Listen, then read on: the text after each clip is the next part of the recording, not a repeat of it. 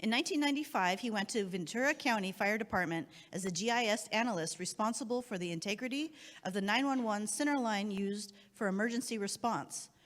While with the fire department, Jim responded to over 50 large-scale fires, floods, landslides, and Hurricane Katrina as a GIS specialist. Jim retired from the county in 2008 and started at Veterans Emergency Technical Services, Inc., which provides mapping and infrared analysis during wildfire operations throughout California. In 2016, Jim started working with the Central Ventura Fire Safe Council, designing and developing the branch plans. In 2020, Jim came to the board, the Central Ventura Fire Safe Council board, as well as joining Team Rubicon, a veteran disaster volunteer organization. He's currently the Metro Administrator for the Central Coast, which includes Ventura, Santa Barbara, and San Luis Obispo. I'd like to now welcome Mr. Jim Kniss. So, just the overview of who we are. We have about 100, and it says 138 there, but we're about 150,000 members across the country. We started in 2010 after the Haiti earthquake. We had 6 veterans went out there just on their own, decided they wanted to help out, and they came back and said, this is something we want to do. So they put Team Rubicon together. So we're at about 150,000 members. Out of that, we only have less than 200 actual paid staff. Everybody is essentially a volunteer.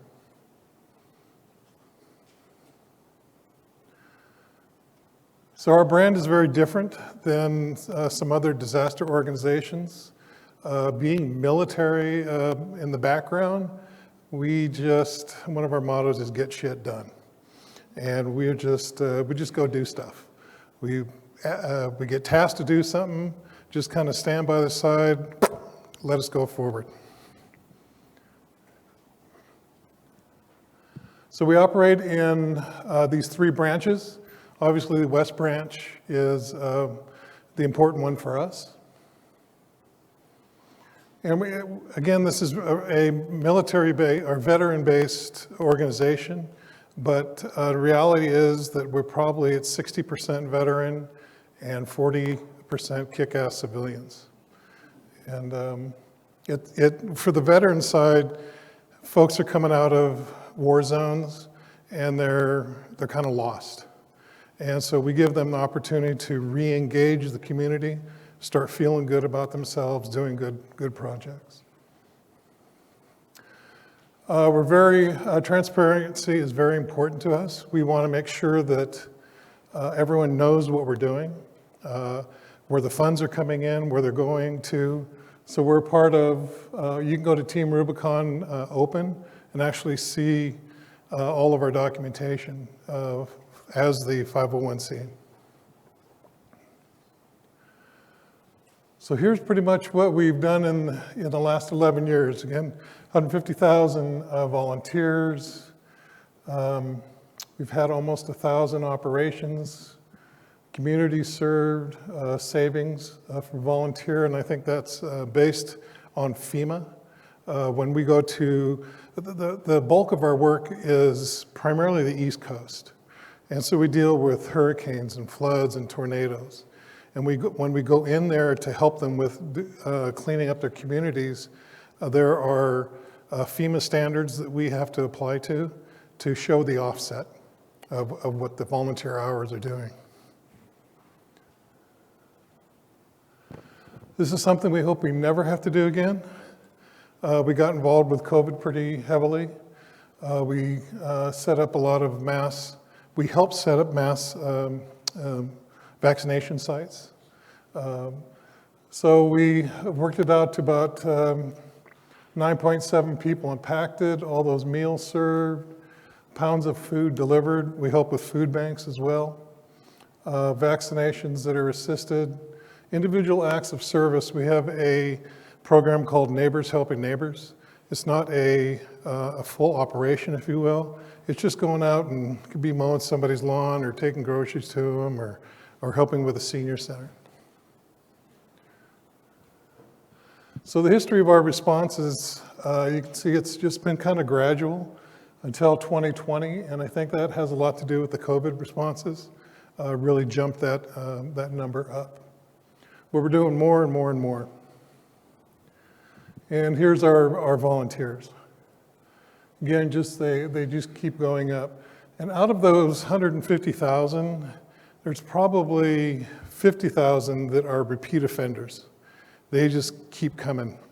And so that same group, we have a large number that's signed up, but we do a full-on vetting process, background checks they have to do. We're dialed in with ICS, standard ICS classes. We have Sawyers and so on. And so sometimes they sign up and they just don't want to move forward. So here are the standard trainings we do. We do core ops, which is how to go into primarily buildings that have been flooded and tear them apart. Go in, remove roofs or put blue roofs on, remove all the drywall, all the nastiness in there, and make that home ready for rebuild. We have chainsaw operators, heavy equipment. We do damage assessment. Field services is, we have a new system that just actually came out this week. It's based on phones for work orders. So the plans chief puts in, or the ops chief puts in the order, and then when you go out and deal with it, then you do the reporting. And then that all comes out, and that's part of that FEMA monetary thing that comes out the other end. Assist is a homegrown suicide prevention program, because obviously we have to deal with that with a lot of veterans. FEMA ICS courses, disaster, stop the bleed, all that kind of stuff. So here's how we're broken up. So we have the gigantic inland empire. San Diego is very active. We've got 5 in LA, just because there's so many folks down there. Bakersfield, and then the Central Coast. So Central Coast is Ventura, Santa Barbara, and San Luis Obispo. And so I was the planning coordinator, and I've now just got bumped up to, we call them metros, the metro administrator. So those are the parts that we play over on the other side. So we typically should have a membership, a plans, a field ops, comm, and logistics. And right now it's me. So we're starting to do outreach to get these other positions filled. So just to go over quickly the capabilities we have. So general debris removal, there's our chainsaw, heavy equipment, structure demolition, the muck outs, that's pulling all that stuff out of a nasty building, window boarding, access clearance, and route. And what the access clearing and the route clearance is really, you can imagine a tornado goes through and we can't get down these roads. So we have sawyers at 2 skill sets, and then go down and chop up all the trees. Then we have heavy equipment operators that'll go and remove those trees, stack them up, put them into bins, whatever has to happen. We're type 3, type assistance. We have EOC and the VOED precipitation. Oh my God, we're members. And that's a part I play. We do ID tracking, damage assessment, work order management. We have in-house ESRI disaster mapping. This is becoming the big deal right now, is fuel modification plans, defensible space, and HIZ. Home hardening, creek culvert clearing, sandbagging. Let me back up just for a second. So what happened with here is that about 1.5 years ago, the management of TR really saw that fuel modifications was a thing that we could get involved in. So we've been kind of just creeping along, trying to get those projects going. And you'll see that we've done quite a few. But since we're not in a typically tornado, flooding, we love to have flooding, I guess, right now. So we're trying to do things to engage our members, as well as help the community. And we also have international teams. They're primarily medical, debris, muck-outs, home repair. We have 3 teams in Poland right now trying to help with the medical situation over there. So getting down to really what we're doing. There was a whole bunch of these slides. I just had to pull them out to kind of show you the different stuff that we have done over the last couple years. So in Riverside County, Holy Gem burn scar, that essentially is, we're explaining what it is, isolated community, how long we were there. All of our members are called gray shirts. It's just something we do. Everybody wears a gray shirt. Doesn't get dirty too bad. A CTL and an excavator. CTL's got the big claw in front, it can pick stuff up. Chainsaw crew, sandbagging, 400 yards of material removed. So here's our flooding. Down in Malibu, it was after the Woolsey fire. We're helping in a mobile home park. 5 days, 33 folks, 8 chainsaws, 78 trees removed. Down in Trona, after their earthquake, we did that. You can see 16 jobs, $1,600 worth of lumber, 4 days, smaller op, 8 gray shirts. Another flood response. And I brought this one up because it's showing that we work with other volunteer groups. Southern Baptist, Church of LDS, Team Depot, I'm not sure who they are. We work with Home Depot directly. So they give us deals on all that equipment as well as case for heavy equipment. Nyland is out by Salton Sea, thank you. So it was hit pretty hard with the fire. 41 homes were destroyed. It's really a low-income community. It was a long response, 24 days. It was really pretty miserable. It was about 115 out there. So we got to the point where we could only work like half an hour, 45 minutes, and had to take a break and then go back out. So it took a lot. 71 gray shirts, pulled out 4,300 tons of material. We're actually going back in 2 weeks to work on some other properties there. Here's our vaccination sites. We did San Bernardino, LA, El Segundo, 8,000 vaccines administered. We were essentially the traffic control.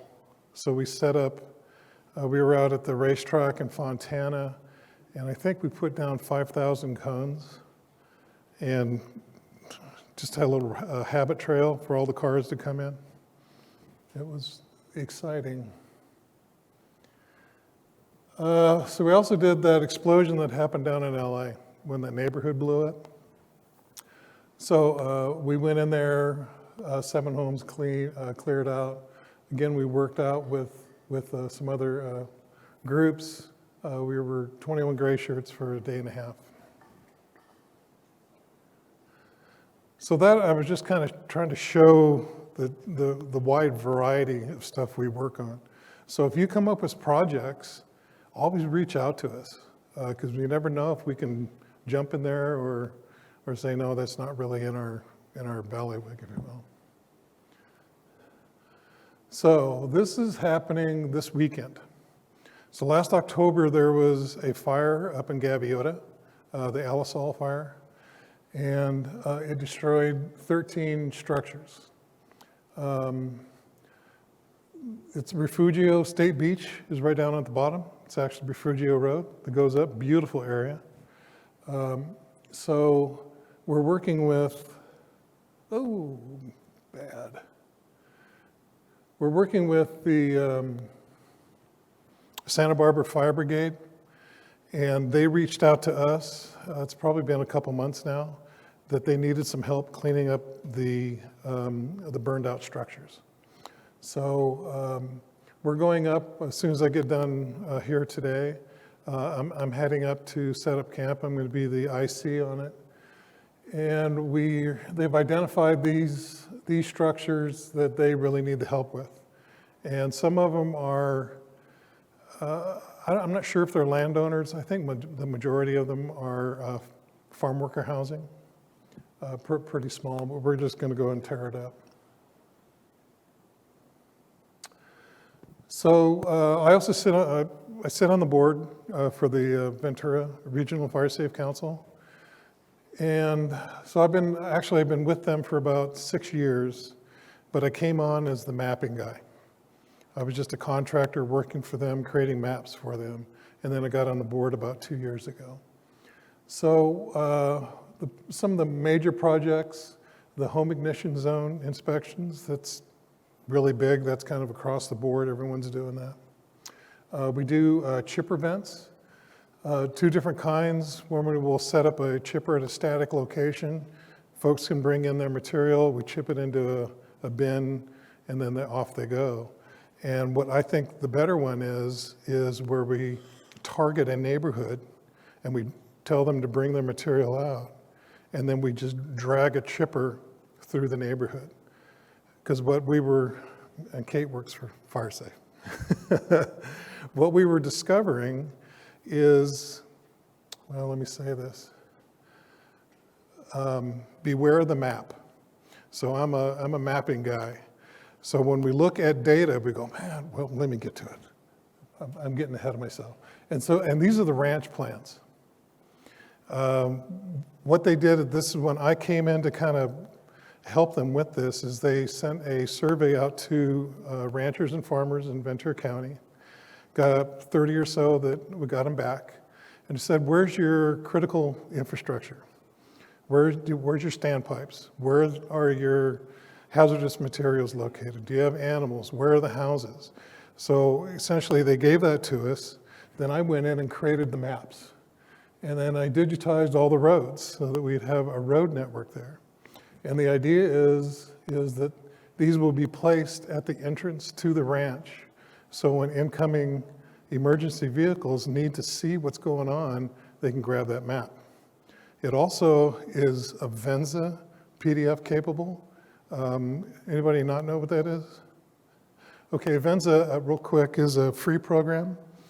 And essentially, you can output your GIS map, and it creates spatial data in the PDF.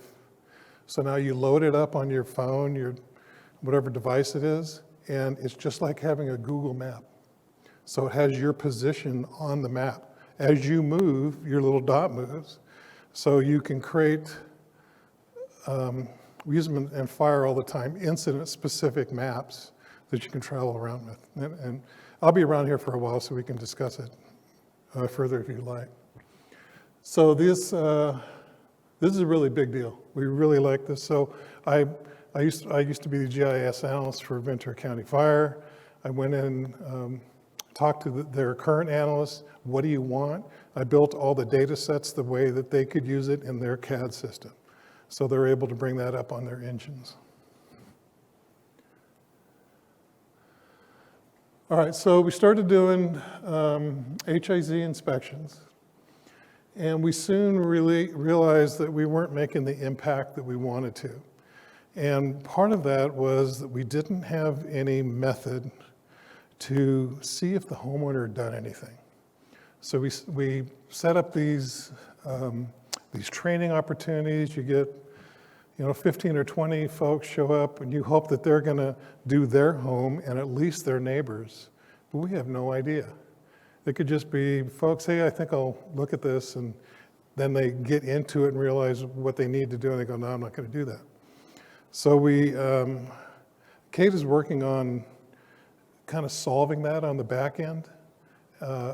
What we're kind of looking for is, 3 or 6 months, some way that we can incentivize the homeowner to do the work. So that when we come back out and see if you've done it, they'll get something fantastic. So they get skin in the game. So in 21, we decided to get into fuel modification projects. Essentially, the state coordinator said, hey, we're looking at doing a larger type of project. We're doing these one-offs, one house, and we're looking to make a bigger impact. So what I did is Kate and I met with County Fire, Fillmore Fire Department, and we took a tour of the county, and they had some spots that they wanted us to look at. We identified 6 locations across the county. So we had Piru, Far East County, Fillmore, Santa Paula, and Ventura. So once the recon, so we have a group of folks that actually do the recon, and then they make a judgment if we can and can't do that project. Once that was completed, they determined that we could do 3 of those sites. And mainly, one of the sites had power, we didn't even see it, had power lines going through the vegetation. And we weren't gonna really have volunteers with chainsaws below that. And a couple of the sites, it was just too steep. It was probably a 60-degree angle, and we're not gonna do that. Safety first, you know. So this is one of the projects. This is a mental health facility, a rehab that's northwest in Ventura, right up the avenue. That's their hospital. You can kind of see on the left-hand side, there's 2 pads. There used to be buildings there. The Thomas Fire burned them up. That 100-foot, what I did is I did an outline of each of the footprints and the buildings, and then I said, let's go out 100 feet, because that was the requirement from the city of Ventura, fire prevention. And that's what that red line is. So we needed to get the vegetation taken care of by then. And this is essentially what it looks like. There's a nasty fence there. We're gonna have to tear part of it down so we can get our equipment in there. It looks like we're gonna be able to probably chip most of this right in place, which reduces the cost dramatically. We don't have to have a dumpster there. It's just heavy, nasty stuff. Just takes a lot of back-breaking work. Here we go. So, any questions, comments, or anything? Just give me a shout. And any questions? Sweet. All right, thank you.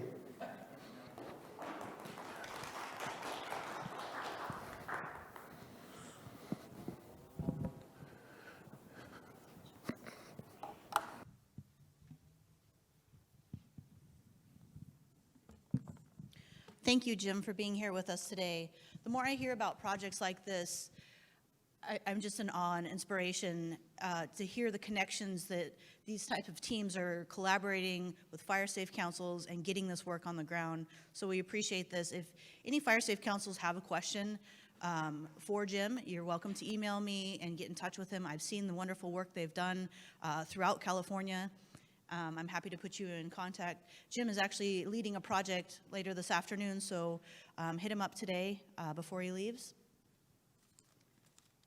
So I know we just jumped into things this morning because we were a little behind. So I wanted to welcome everybody again. With our staff members, we have Mike Wilson in the back. He's here. Jessica Martinez in the back, she's there, and Julia Marcelli, our grant specialist. So we're all here to support you. If you have any questions, please walk over and talk. Don't feel like you have to sit in your chairs all day long. It's 2 days of very long and very thick conversations. So get up, get yourself some coffee. And I know that we have a break built into the agenda right now, but I'm gonna go ahead and just keep rolling with things. Is everybody good with that? Okay. To get you going again, I got a good joke for you. What do you call an environmentally conscious leprechaun? A we-cycler. Mike in the back.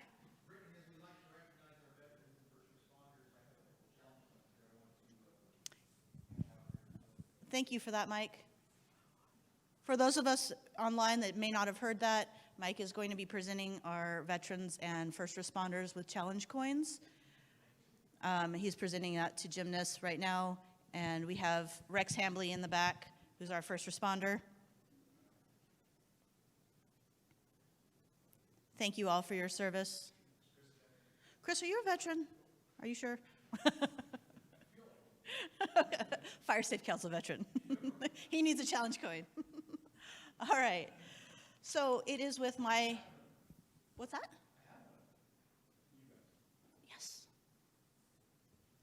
It is with a great honor and complete admiration I get to introduce our next speaker, Mr. Rex Hambly, a great friend of mine and a true motivator.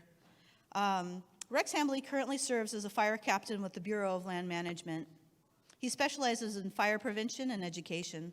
Rex started his career in 2003 with the Oregon Department of Forestry and later moved to the USFWS. Got it. And later the BLM. Later in his career, Rex developed a passion for teaching and in 2016 developed and executed the first ever Battle of the San Pasqual Staff Ride, which was promptly adopted by the national level.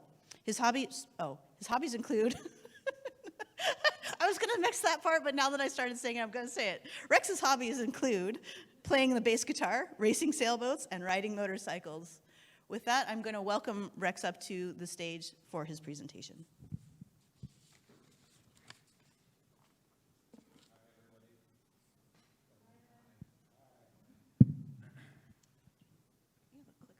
No. Do you have the CWPP up on there? Yes, we did.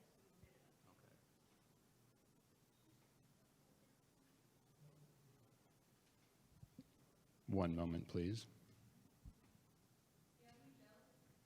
No, I don't have any jokes. Thank you. We get it loaded up here. So the agenda, we're going to go over a CWPP really quick. How many people have a CWPP? Awesome. Do you know what one is? It's the Community Wildfire Protection Plan. So before we get into some interesting, tasty nuggets of fire behavior, I wanted to take some time to go through what the CWPP is and why you should have one if you don't. And I think Brittany is trying to load one up for us right now. Okay, great. So we wanted to pick one that was really strong in San Diego County. I don't want to spend a whole lot of time on this because there's some technical data that goes with it, and that part isn't going to be especially relevant to us here right now. All right. The most important part of the CWPP is going to be a tool for your community to leverage, and I don't want to use the word against, but to leverage with official agencies to get work done. Palomar Mountain in San Diego County is a fire-prone area, and they have a network of overgrown roads that they have worked aggressively with to cut back some of the hazard fuels.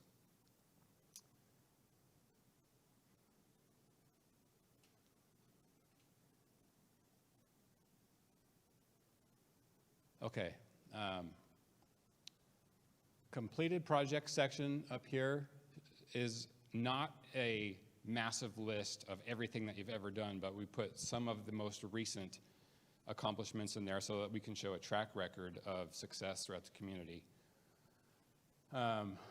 Priorities, we've got continuing to distribute defensible space information, and the one that is closest to my heart is sponsoring no-cost community shipping days and furthering education like the WUI course and the Last Chance Survival course.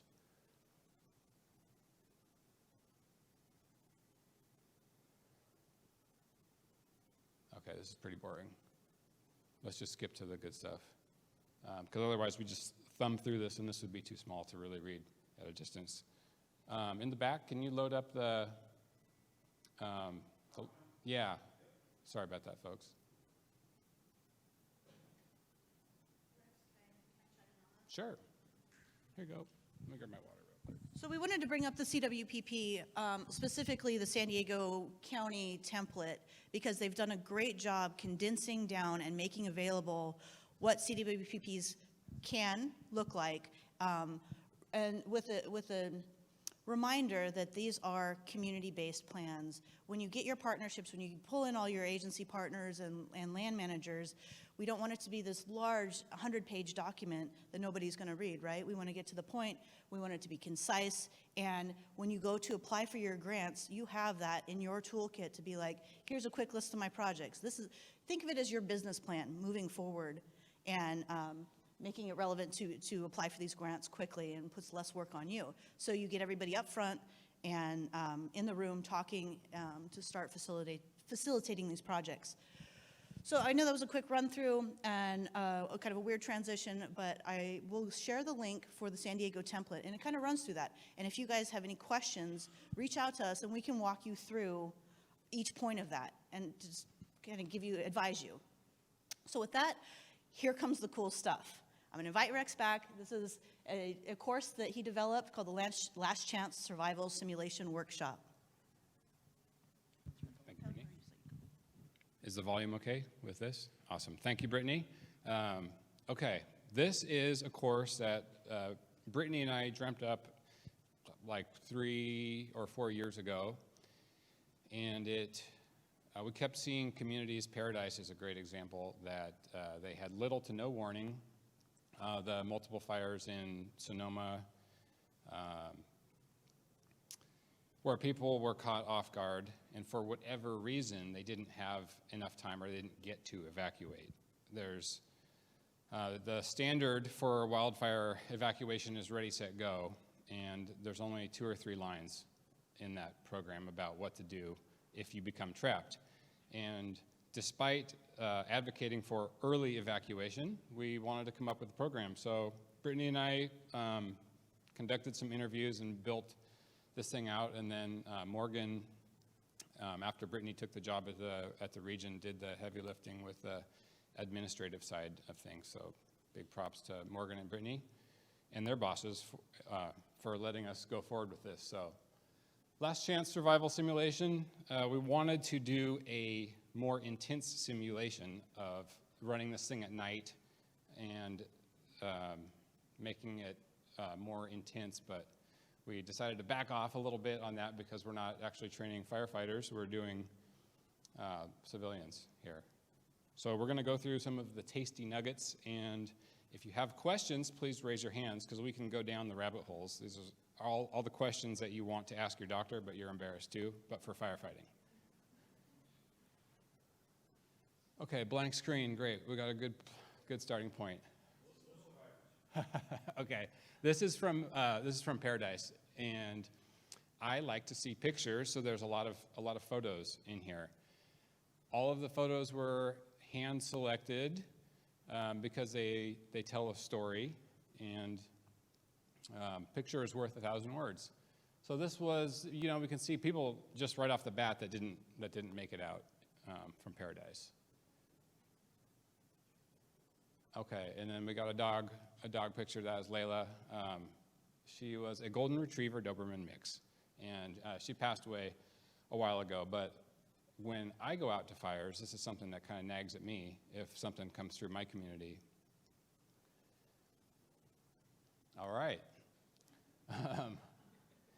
There's a couple different ways to think about this, but I like the Mike Tyson quote. Are there any boxers in here? No? Anyone ever thrown a punch? Yeah, Brittany.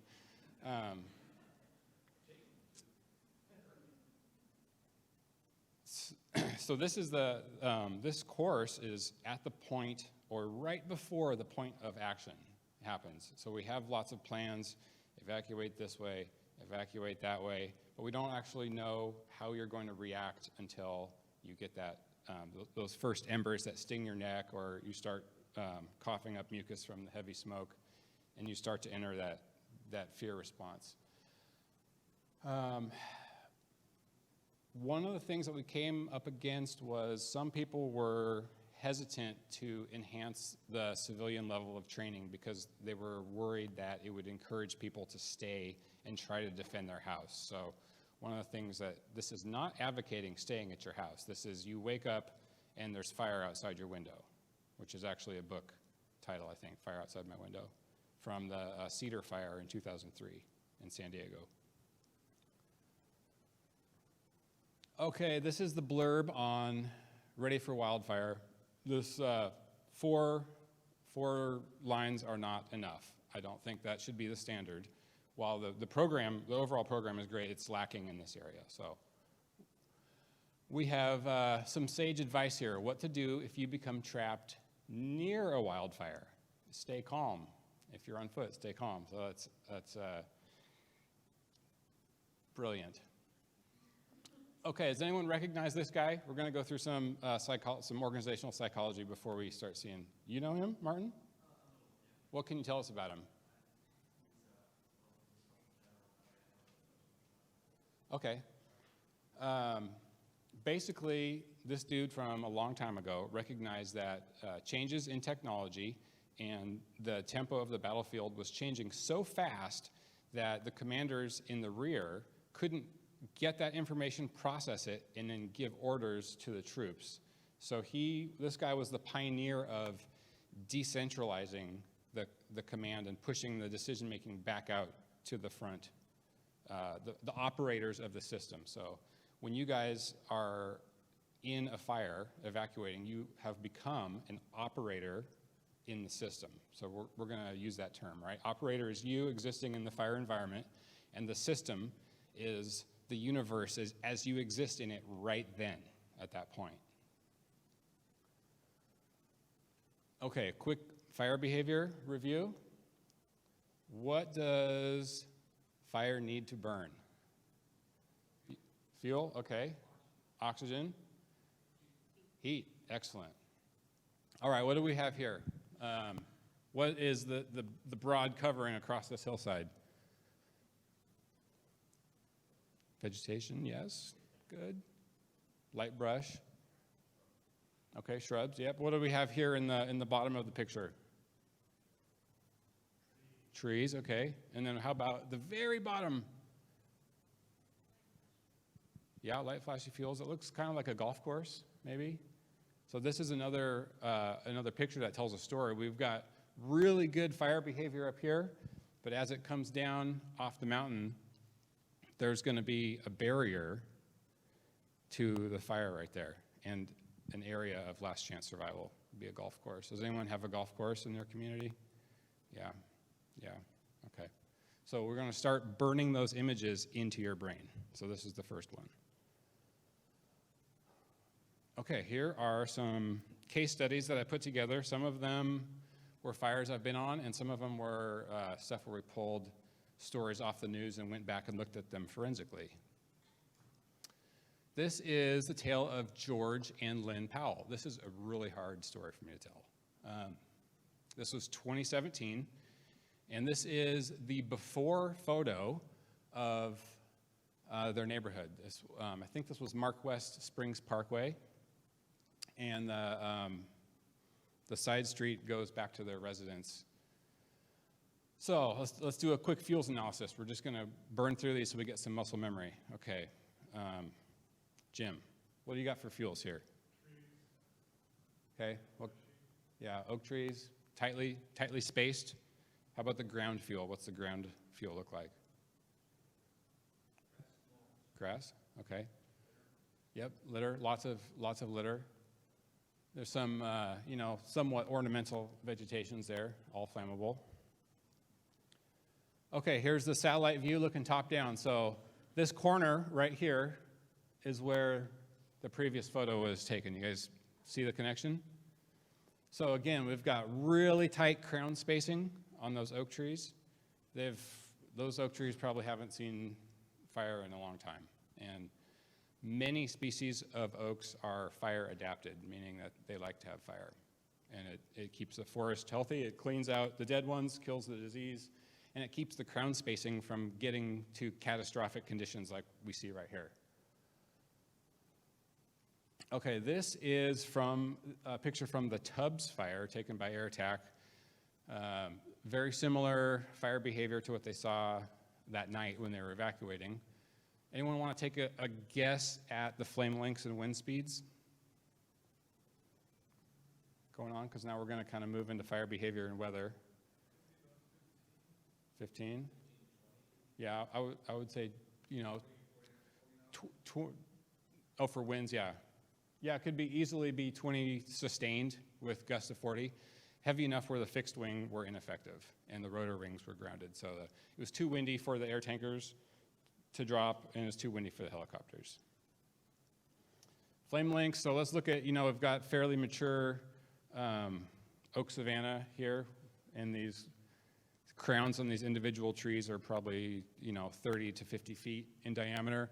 And we've got, you know, flame lengths that are 4 or 5 times the diameter of the crown. So we could guess that those could be 50 to 100 roughly when it aligns with the wind. Okay, this is the after photo. The white, what are those called? Chunks on the photo, those are houses. It's white because it had really complete combustion. So, you know when you have a campfire and you wake up in the morning and you didn't put your fire out and you avoided getting a ticket from the ranger, but you found that pile of white ashes? That's what was left of those houses.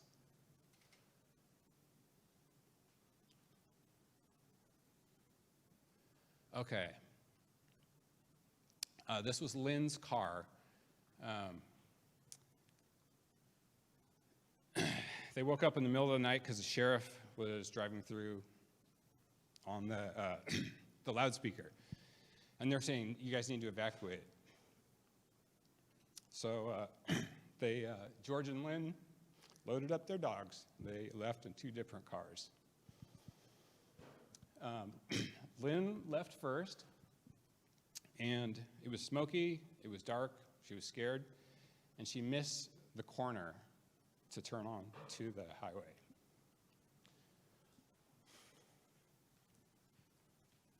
I think you have 2 waters now. George drove past her. He didn't know she was there, and he never saw Lynn again. This is the only sad story. I bring this up because when we're talking about making a community wildfire protection plan and burning in areas of last chance survival, they had this beautiful field here in their community.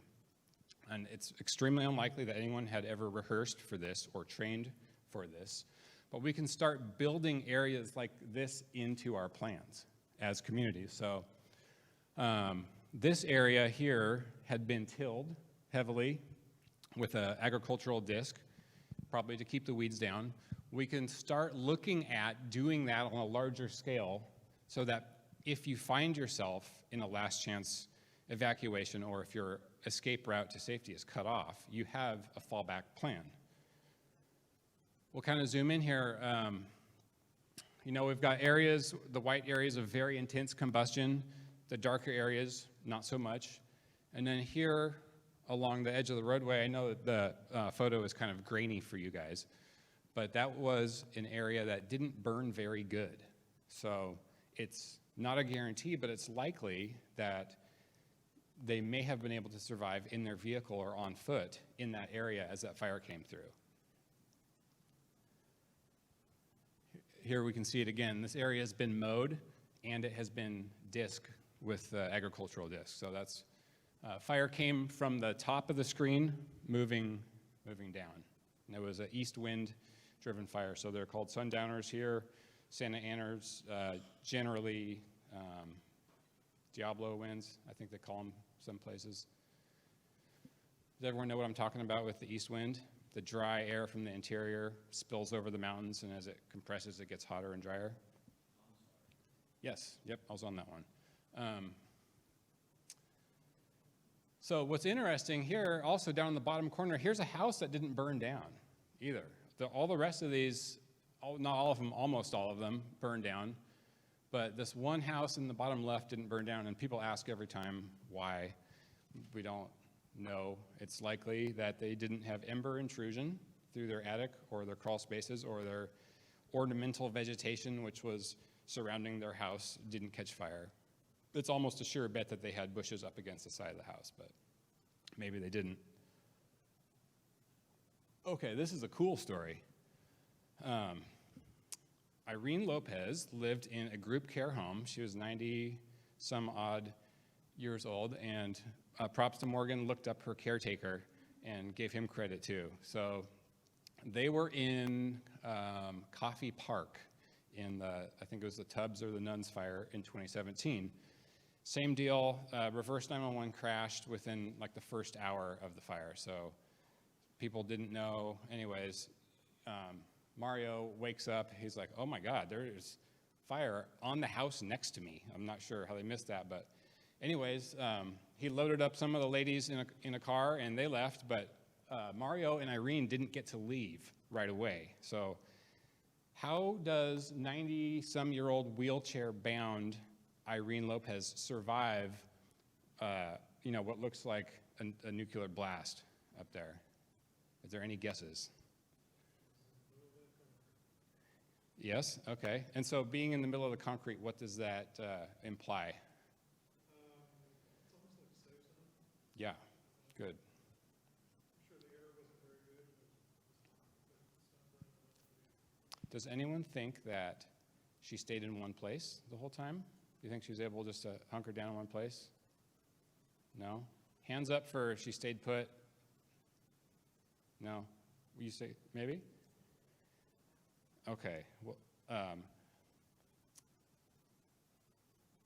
so they maneuvered through the neighborhood for about 12 hours, and they found little pockets of air, and when it became untenable, when the house caught fire next to them, they would wheel a couple more houses down the street and find a little sheltered spot right there.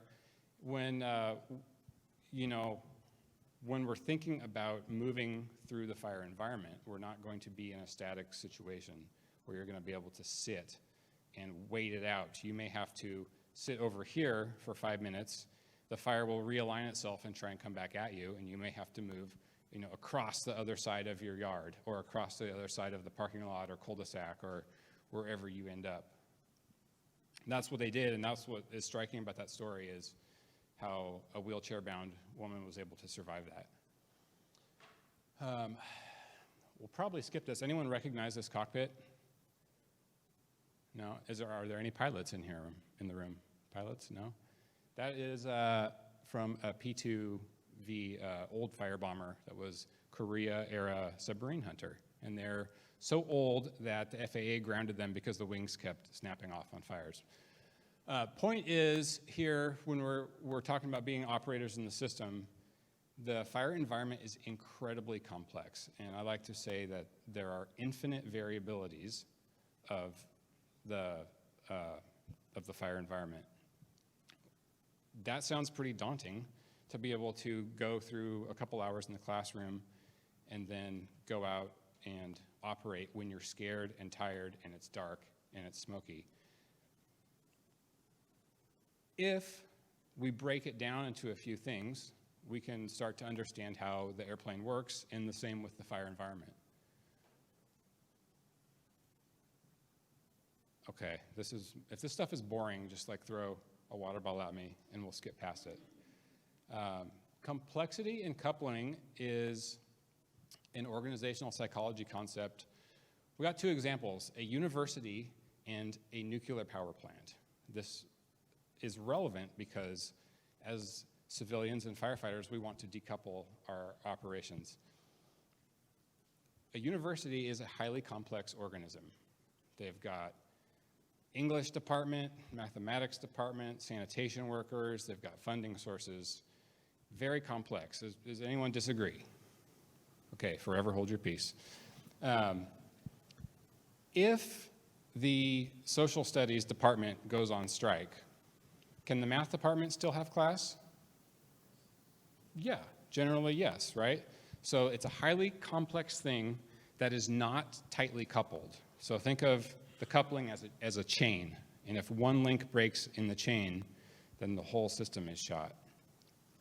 Nuclear reactor, power plant, highly complex. I don't know how they work. Does anyone know how, any nuclear scientists here? No? Okay. If the cooling system breaks on the nuclear reactor, can we still get energy from the plant? Not for long, right? Yes. yeah, rapidly available. Brittany. Oh, yes. What was the last question that bears repeating? Okay.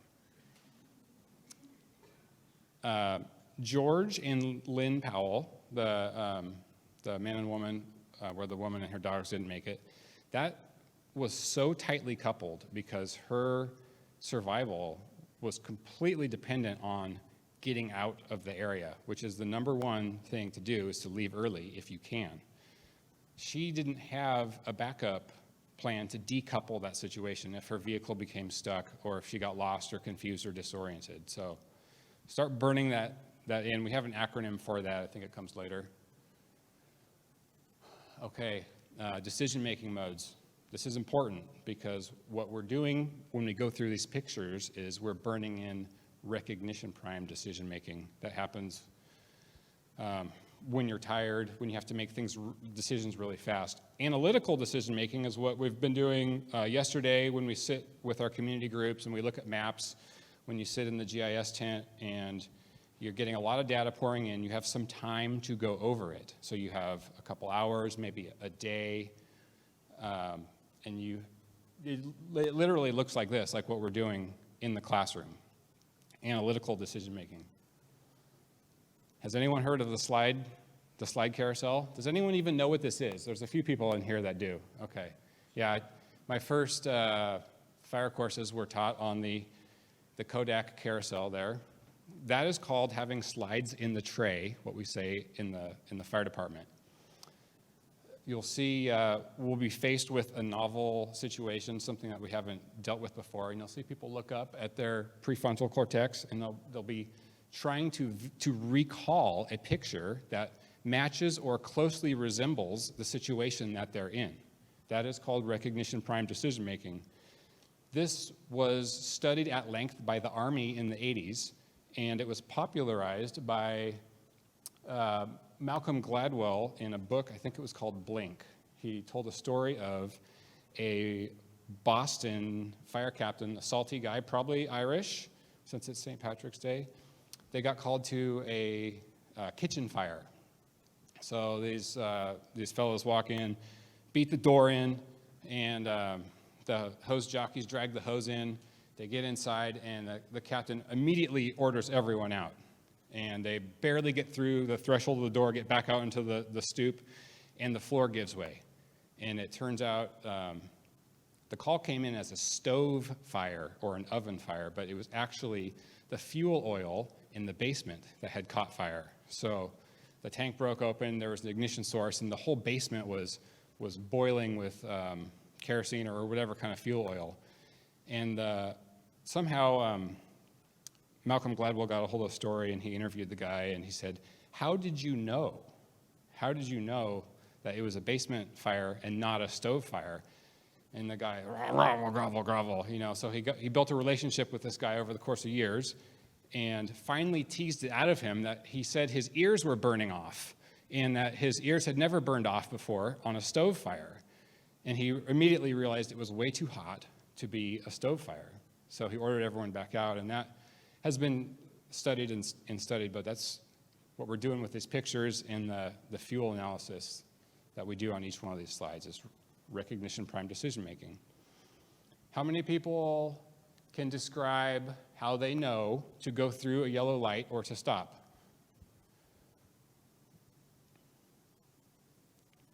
You, sir. I make a decision whether or not I can have time to enter the intersections with the yellow, or whether or not I have to, if I stop too quickly, and go behind me, that might work on me, thinking I'm going to lose the yellow, or do I might not reach the point where I actually am going to red. So I make a decision whether to stop or maintain my speed or actually speed. I think that's it. Okay, so you're processing all the things that if you're going to get rear-ended, if you have time to get through. How long does that take you?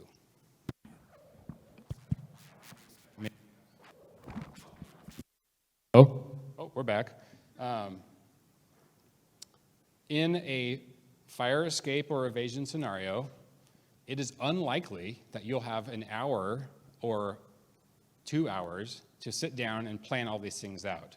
You would hopefully have done that with your CWPP or doing rehearsals in the springtime.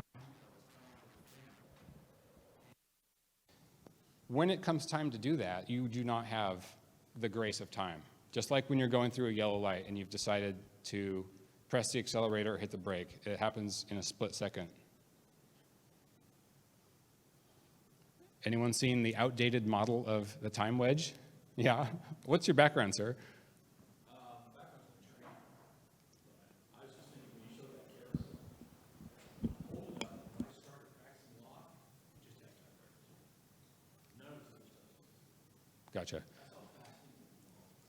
So the next question and answer, they want the microphone to go to the person so it can be cast out to the followers. Okay, time wedge. What do you guys think the bang is? This is a funny question. Throw something out there. Yeah, that's the unintended, that's the ouch, all right? You know, you cut your leg or you got trapped in the fire or you couldn't make it out. On the fat side, we're here today, right? We were talking about regulations, defensible space inspections. We don't know when the fire is coming, although we have an idea generally as we move through the year. As we get closer and closer to the thing that we don't know when it's going to happen, we lose our ability to make decisions and affect our own outcome until we've put off making decisions until we get to the fire entrapment.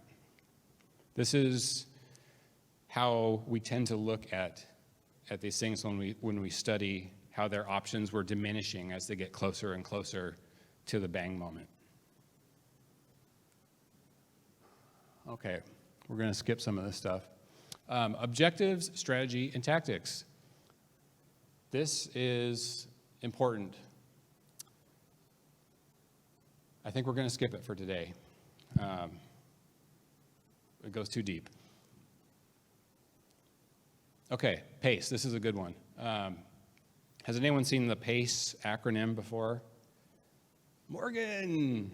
Yes. Okay, primary, alternate, contingency, and emergency. So when we go back and look at Lynn Powell, she had a P, she had a primary, and it was to escape down to the Starbucks in Coffee Park.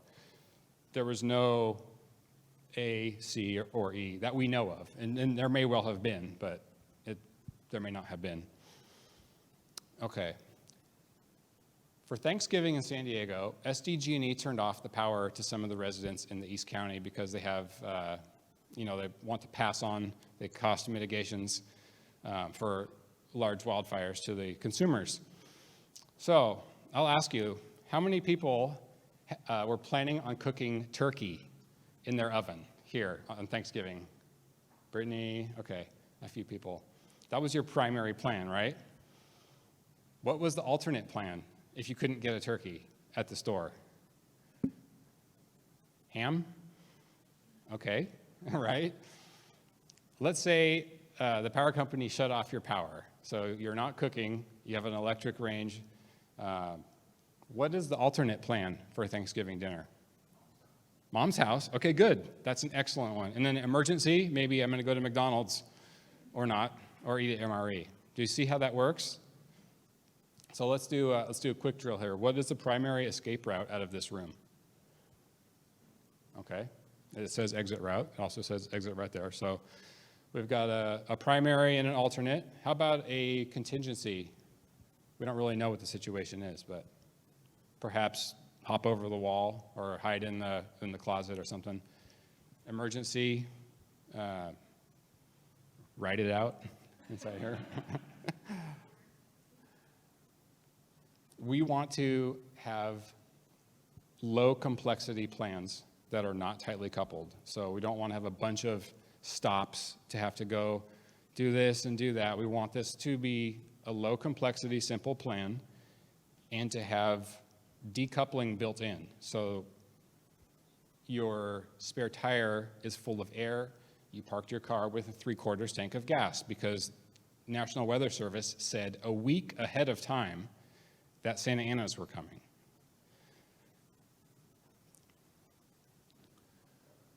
Anyone heard of this? This isn't some stuff that we use in the tactical capacity, Draw D. That stands for defend, reinforce, advance, withdraw, or delay. And we use that in the course. We probably won't do it today because we skipped over the objectives, strategy, and tactics portion. Okay, this is a cool story. I think I saw a clip of this fire on wildfiretoday.com, which is a great publication. And the person in the video did a textbook maneuver through active wildfire. I was very impressed. So called up Brittany. I said, Brittany, we need to interview this person. So we tracked her down through social medias and probably talked to her for an hour. She was traveling with her mom and her daughter from St. George, Utah. They were going back to Henderson, Nevada, where they lived. She came around the corner and she saw smoke, and there was a road sign that said wildfire ahead, do not report. So she thought nothing of it. She thought the authorities are here.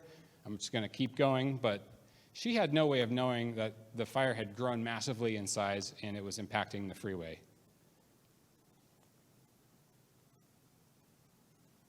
Okay, can we get the audio for the video? We'll go back one real quick, or we'll let it play. Oh.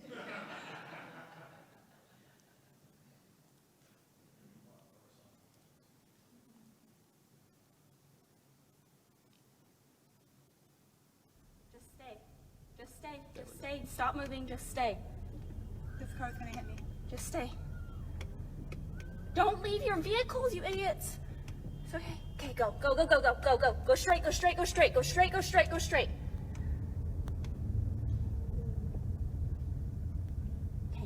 Can you get over if you can? Get over if you can. See, look, it's just brush. We're okay. We're okay. Just keep going straight. See, it's just brush. It's just small flames. Oh my gosh. How about that? Do you guys need to see it again? So they waited until they had a window to punch through the flames, and then they drove through the fire front on the freeway to the area where it had already burned. And she said, look, it's just brush, little flames, little flames. So she was narrating her escape and not knowing it. I thought that was pretty outstanding that this woman did this with, she's not a firefighter. She has no background doing these things.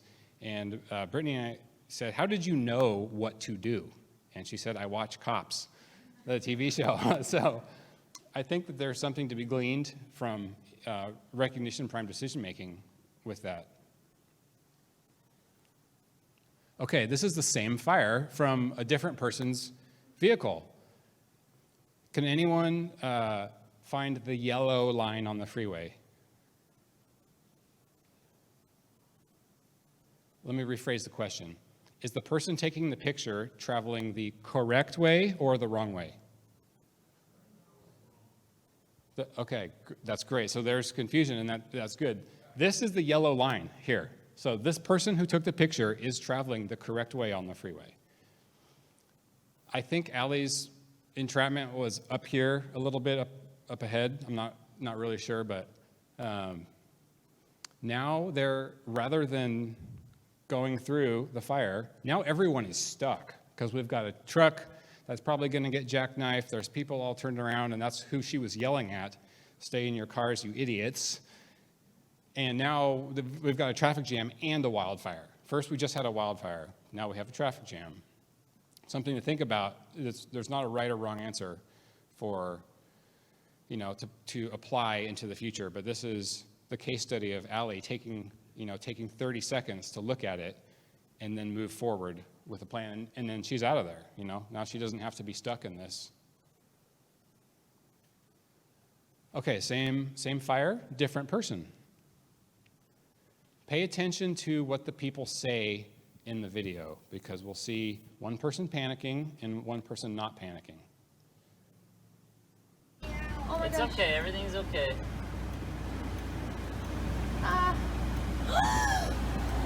Get on the back of that guy's car. Oh my gosh.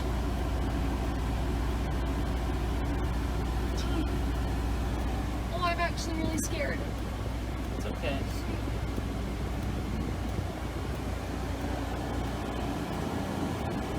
Oh, it's hot. Yeah, this guy needs to get moved. We gotta get through here. Oh, they left their car there. Oh my gosh. Oh, that car's gone. OT. OT. It's alright. It's okay. It's alright. We're through it. We're through it. Oh, he's dumping it. You guys see that? He dumped all the water. And we're slow. Okay, what are some takeaways from this, just right off the bat?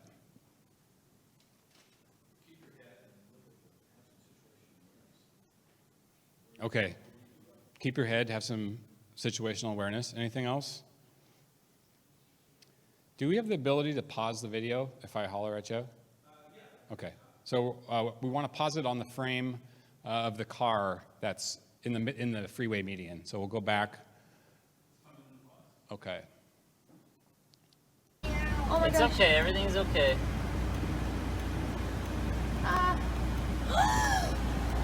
Get on the back of that guy's car. Oh my gosh.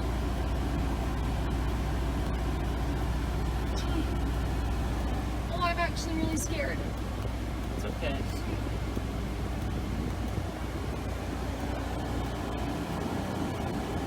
Oh, it's hot.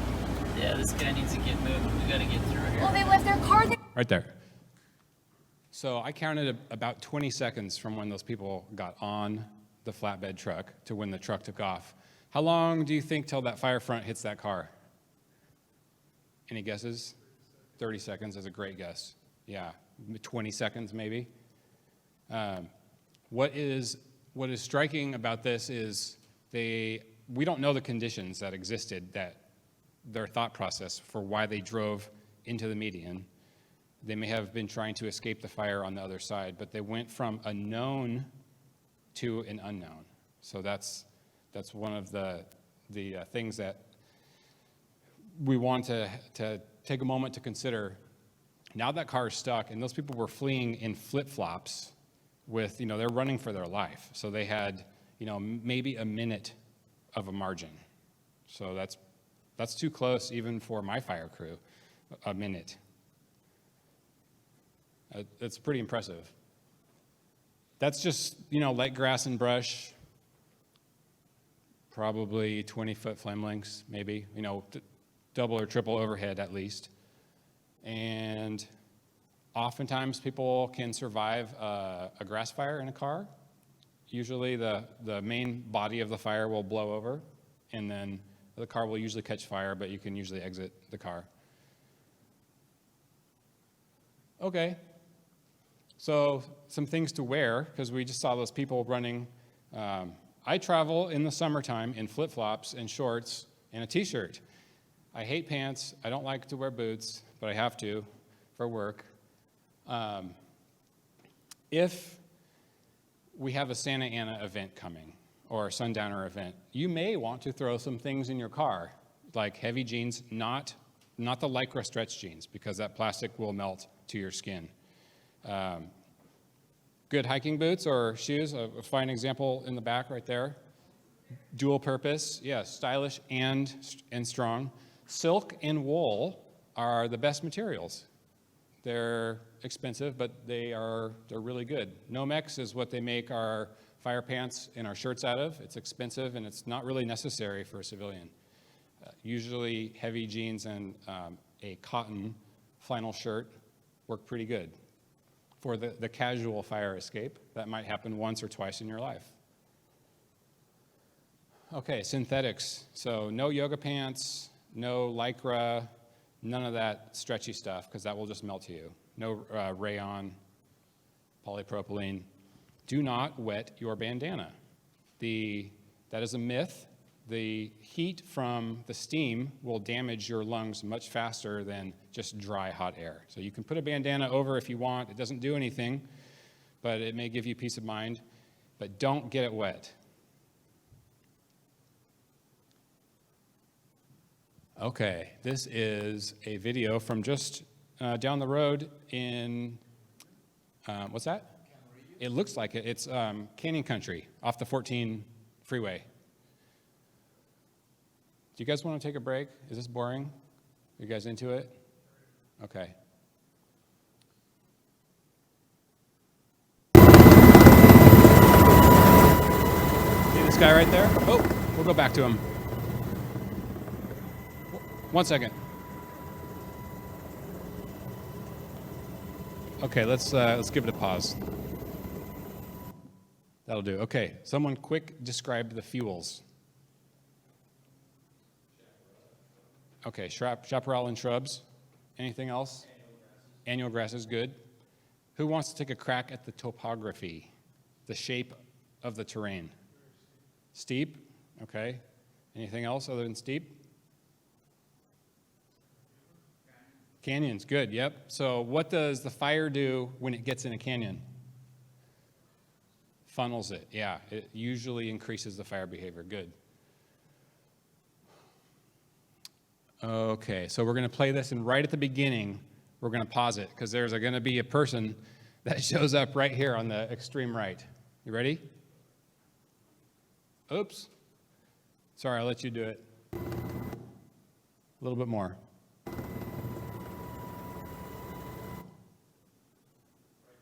Yep, perfect. Yeah, okay. So, fuels, topography, fire behavior, those are the same from the last slide, right? Let's do a pace for this guy. We don't know what he's doing. He's probably going to see the fire because it's cool and it's attractive. Okay, primary, alternate, contingency, and emergency. You, sir. What do you think his plan is? So, primary, what's his primary plan? Okay, go look at the fire. What's the alternate? We're talking about escape here. For him to escape. So, okay, good. So this guy's primary escape route is probably going to go back down this trail, right? Okay, good. What's his alternate from what we can see right now with this picture? Go, okay, off the trail is the alternate, right? So we got one here. There's probably a fence line right there. So that's something that we've got to think about is what are you going to do when you come to a fence? Are you going to climb over it? You're going to find a hole in it? What's the contingency plan? So we got the two good ones, and then we've got the ones that aren't so good. What do you think his not so good options are for here? Run up the hill? So maybe get to a ridge? Okay. And then what do you think his emergency plan would be? Hunker down? Yeah, find a spot where there's less fuel and then end up getting burned probably. So that's kind of the practical application of the PACE. Okay, same neighborhood. There were bottlenecks with people trying to evacuate as this fast-moving wildfire ripped into this community. They also have this beautiful community park here. We can see that some of these branches got scorched as the fire moved up the slope, but the interior of the park wasn't probably that bad. It was probably hot and smoky, but there was no evidence that any amount of significant heat impacted the middle of that area.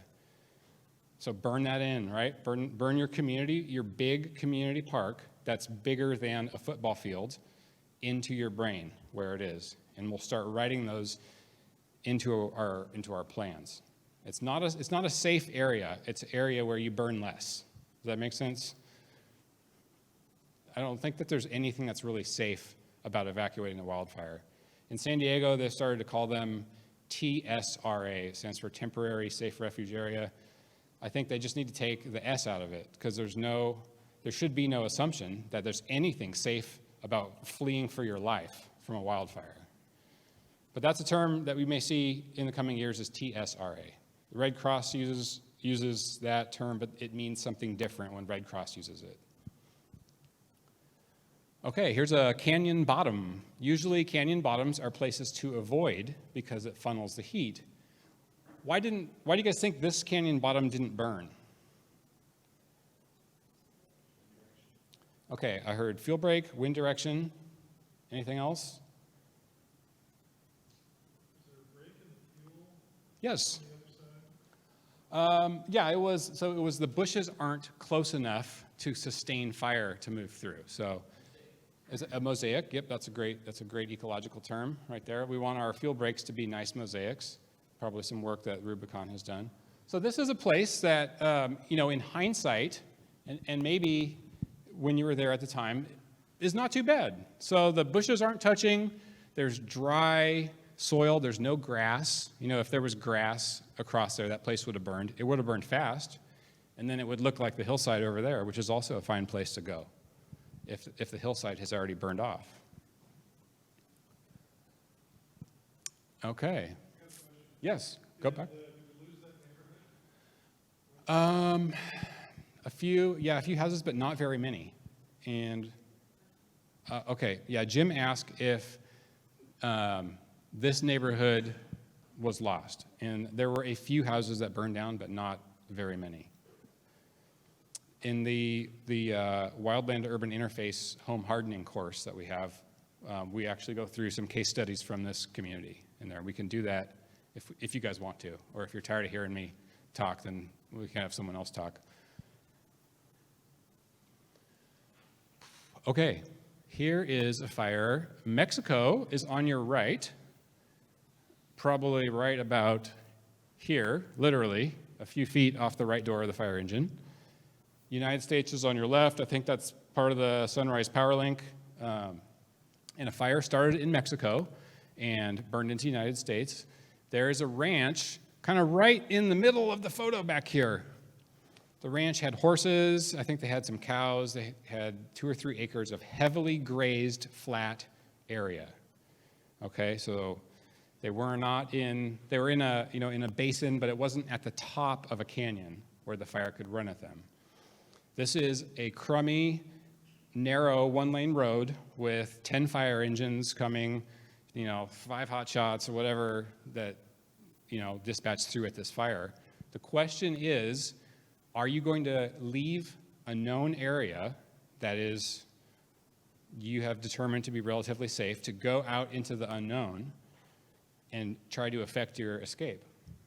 There is no right answer for this, but these are questions that we need to start asking of our community members, of our neighborhoods. Is it going to be safer here to wait for a good chance to evacuate if it's too late, or wait for the fire to blow past us and then leave if we don't have the grace of leaving by an hour or a day or 2 days? Okay, this is representative fire behavior of the day right there. So, this is fairly young chaparral. It's kind of chest to head high. It's about 6 feet. Any guesses on the height of the flame links? 3? 30. Okay, yeah, 30 is good. So, if I were standing here, I would be about here on the roadway. So, 30 is a fair estimate. That is what those people that were evacuating this ranch, once this fire lined up with the canyon and the wind, they came around the corner into this. Here is the question. What do you do when you come down the road to that? Okay, so we gotta wait.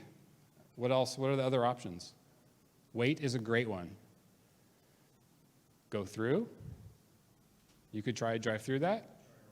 Turn around, yep, good. Yeah, so wait, basically advance on your escape, delay your escape, or withdraw from your escape and go back the way you came. The cool part is, after this burns out relatively quick, it'll be burned there, and it won't burn again. Something to think about. So if you can wait where the photographer took this picture, wait for those flames to die down, and you have a good idea of where you're going on the other side, you may be able to delay and then advance. Paradise.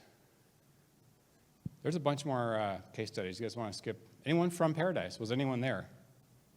You were there. Okay. If any of my facts are wrong, please correct me, okay? The fire had moved through that community really fast. There were some pockets of survivable areas. Some people left a survivable area and ended up getting trapped once they decided to effect their escape.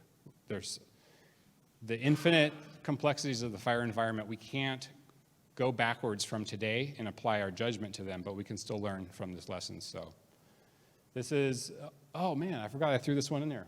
This is Evacuation of Ukraine. We'll tie this back into the Paradise, but same deal. So a large number of people exceeding the capacity of the infrastructure to escape. So what are their options? They're getting out and walking. They've driven to the border of Poland, and they got out and walked. And I know people in Paradise that got in a traffic jam and got out and walked. Okay, this is the Feather River ER. I think this is a really cool story, as cool as it can be. The hospital caught fire, and they had patients. So they moved the critical care patients and the emergency room staff to the helipad out there. So they did what Irene Lopez did in the wheelchair, is they made a tactical level maneuver. So strategy is the 30,000-foot view. The tactical level is we're talking hundreds of feet here, hundreds of yards and hundreds of feet is what the tactical level is in this scenario.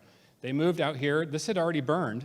We can see in the foreground. We see the burned grass, and they moved that stuff out there while the hospital was on fire. They made a tactical maneuver, and they got away with it, and it's absolutely brilliant. I believe that they ended up putting the hospital out, the fire department did, and they were able to move stuff back in. We can see, again, in the foreground here, the fire has already burned through here. It's burned this bush. It's burned around those trees.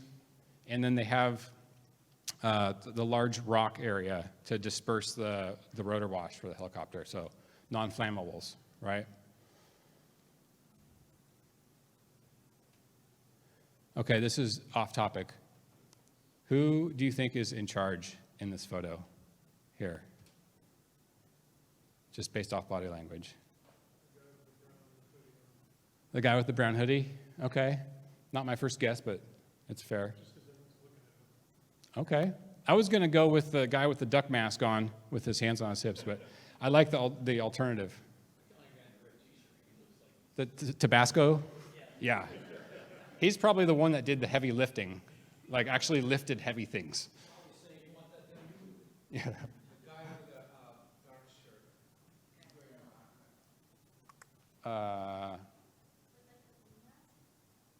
This guy? No, he's standing in front of the woman with the white vest. Oh, back here? You think this guy's in charge? He's writing. Awesome. There's a rabbit hole we could go down, but we won't. There's also someone having a discussion with their hands turned up behind the guy in the brown hoodie, too. So they're obviously engaged in, this person may be making a point or something like that.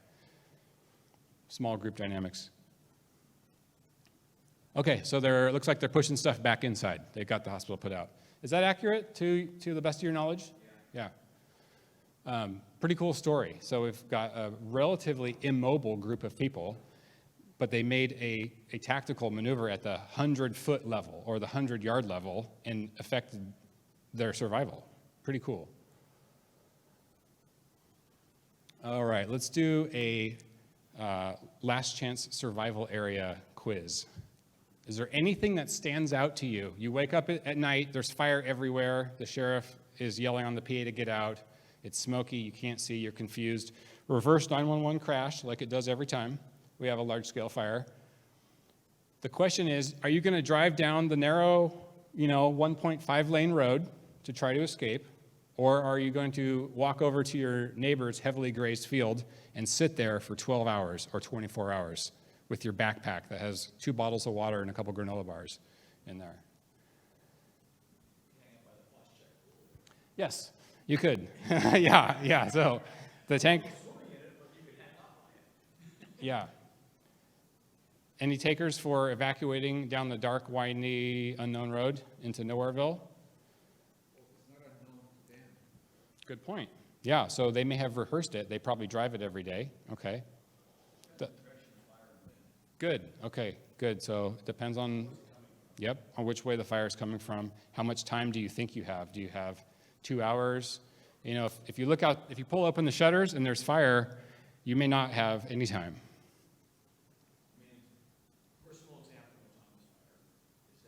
Let's get you mic'd up. Here. Brittany's got a mic for you.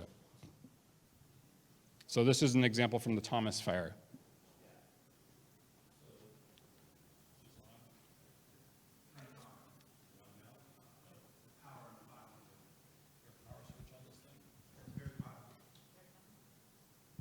Microchip technology. There we go. So in the Thomas fire is a great example of a variety of decision making that people had to do in the time frame they had to do it in. Where it started in Upper Ojai, you didn't have any time. You could barely get out of your house and before it burned. On the other hand, but to this gentleman's point, knowing your terrain, your personal terrain, is very important in making decisions. So we drove into town. We live up Highway 33. We drove into town and we met with other people up Highway 33 in the mountains and looked at the wind direction and the flames and everything else and figured we had, at the current conditions, 2 days to get out of there and get our places ready before we left. Happened to be right on. And so just that whole point that throughout the Thomas fire, people, the whole range of what you're talking about is what time frame do you have to make a decision and what are your options in doing that? Everybody, we know people in every possible spot in that continuum in that fire. So it was just, and in making our own CWPP, which we're starting now, we did the countywide years ago, but that's going to come strongly into that experience and bring people in who are along that continuum of where you are when you first see the flames or are aware of the fire. Thank you. Yeah, where you are in the time wedge, right? So if you have, you have a week, or you said you estimated you had 2 days, a rough estimate. So you're a little bit more on the, maybe not the fat side, but.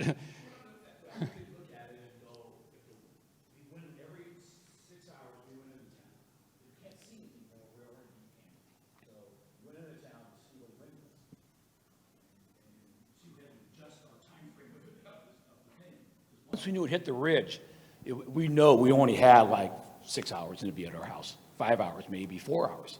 So we had to go by recon all the time and keep making that judgment call about when we're going to get out. So that's a continuously evolving process based on your data inputs.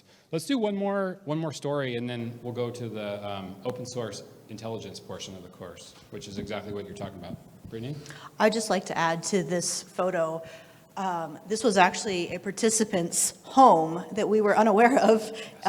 He had taken our fire operations in the wildland-urban interface course, went home, and you can see from this photo the defensible space. I mean, he practically moonscaped a lot of places, so he took it to the extremes. However, he did stay here, and it was survivable, and he attended every single workshop after that. And he just kept coming in with stories and success stories and spreading this throughout the community. And you can start to see how this information and how relative this information is to get out into your communities. Yeah, so we were teaching this, the full-fledged version, and I told the story. And the guy goes, "That's my house." I took this picture, and he goes, "That's my house." And I'm like, oh, crap, And so he told the story from his perspective, which was It was interesting because the stories aligned fairly well with my perception of reality and what he went through. The color really never came out of the plaster on the pool. It stayed pink. But he was doing a defensible space project, and they sparked a fire. And that's why his pool is red. Great defensible space, though. Yeah, so the biggest threat to this guy was fire. There's a big mountain behind him. So fire coming down the mountain in an east wind, Santa Ana type condition. There's really not much threat from that flat field coming to his house. So he focused his efforts back on the hillside where he should. So, bravo.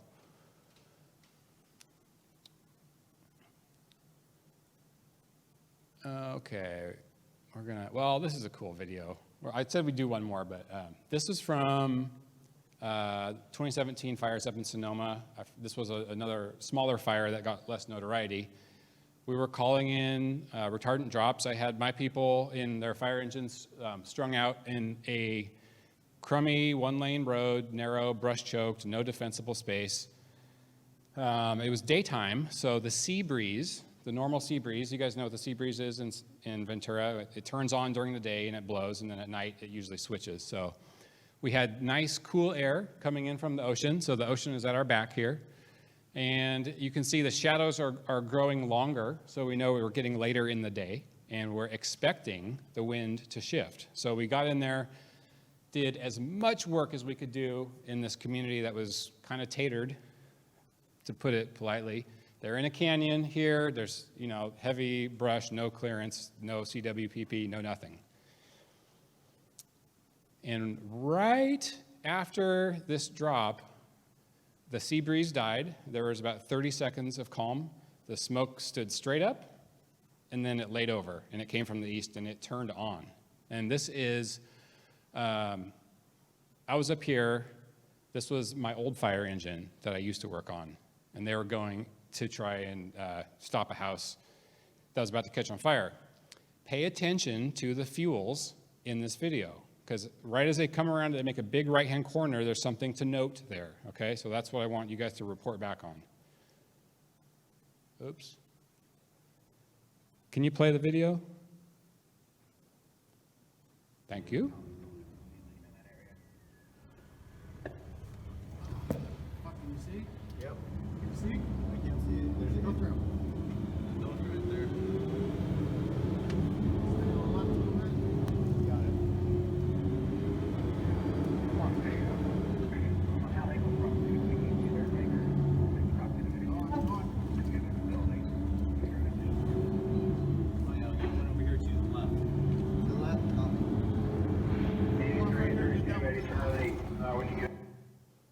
Okay, what's the first thing that jumps out about this area right here?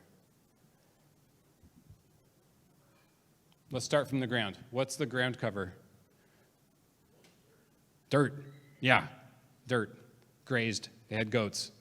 And then what's the, the next dominant species type, like pear or apple or something, right? They're not very close together. So if we go back a few seconds, we can see that every ember that's landing is lighting a little fire. Yeah, maybe 30 seconds back or so, but there we go. That'll do. So every ember that lands is starting a fire, but even with the wind and the heat, that fire is just, it's a couple inches. So that's a good place to be on the micro scale. Now, granted, they're in a big canyon, so it's going to funnel a bunch of heat up at them, but these are places that we want to start burning into your brain and in your communities where you live. And creating places like that when you work through your CWPPs and you start to put your future projects in, that's one of the things that we can look at is networking places like that along our evacuation corridors. Okay, these guys survived a grass fire inside the rig. So the windows broke, the plastic started to melt and let off toxic fumes, but they were okay inside. You're not always okay, many times you are. In a grass fire, not in a chaparral brush-choked hill or a forest. Okay, let's do a break, and then we'll do the swimming pool story. and then the open source intelligence. Okay, can we put the screen back up? Do I just have to push it? No? Bueller? Awesome. Okay, this is the last case study for today, but this also is an important one. Again, from the fires in Sonoma in 2017, there was a couple that gained notoriety or infamy for jumping in their swimming pool and surviving the fire. And when I saw the headline, we were still on the fire, but you know, like sometimes the headlines pop up on your phone. I try and turn that stuff off. But it was immediate malarkey and hogwash, you know. They jumped in the pool because they thought that that was going to help them. They survived, and they were okay, but the reason wasn't the ability of the pool to absorb heat.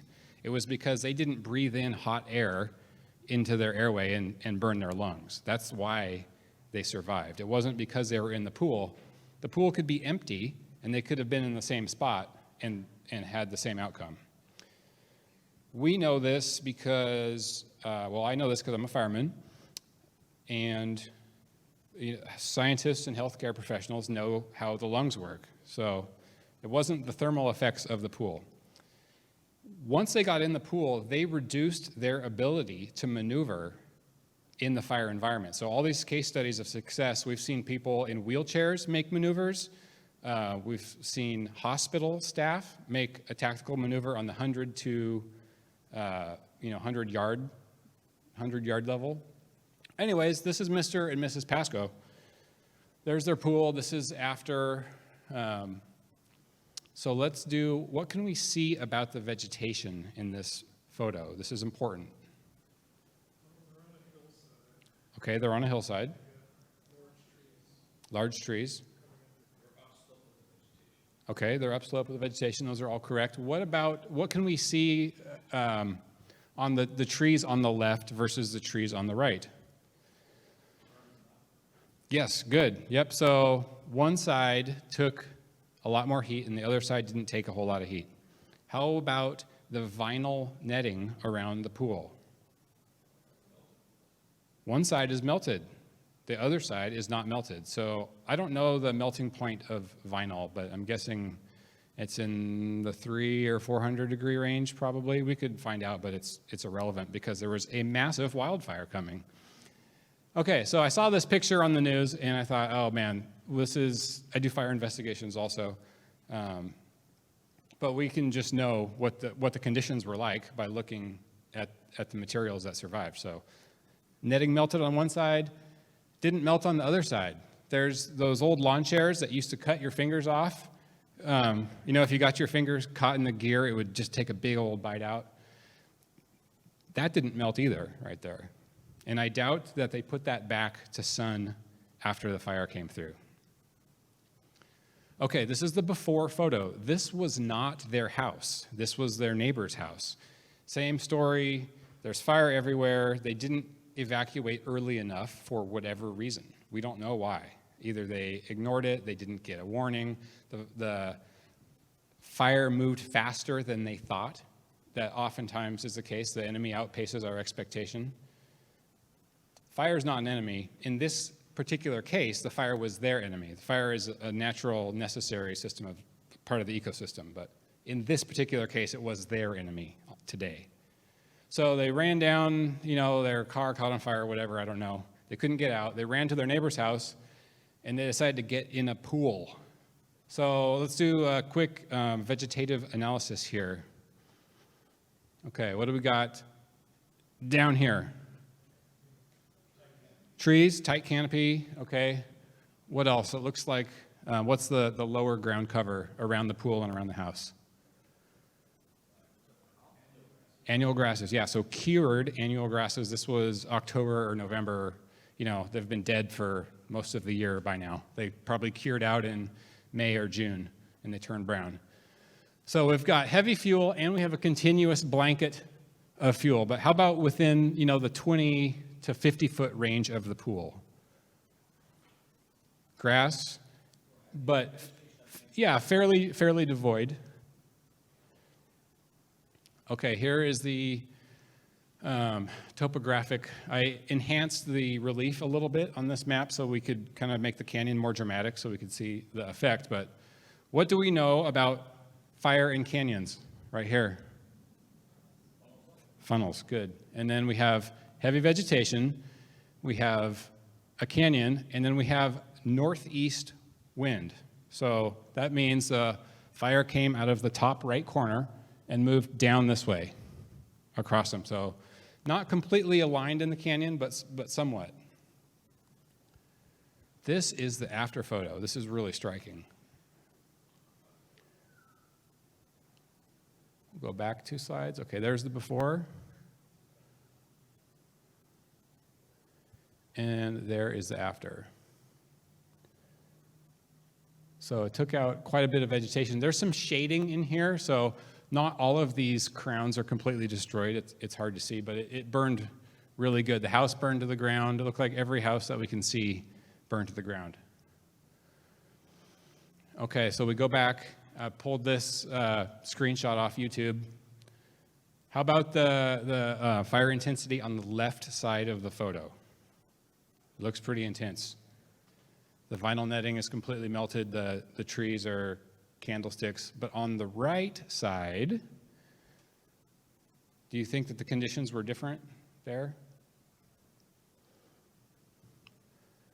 Okay, so this is kind of cool. I'm not into superstition, but we do have like an angel or a cherub or whatever it's called right there. We've got the lawn chair. We got another lawn chair in the back that didn't melt. And this netting it looks brand new.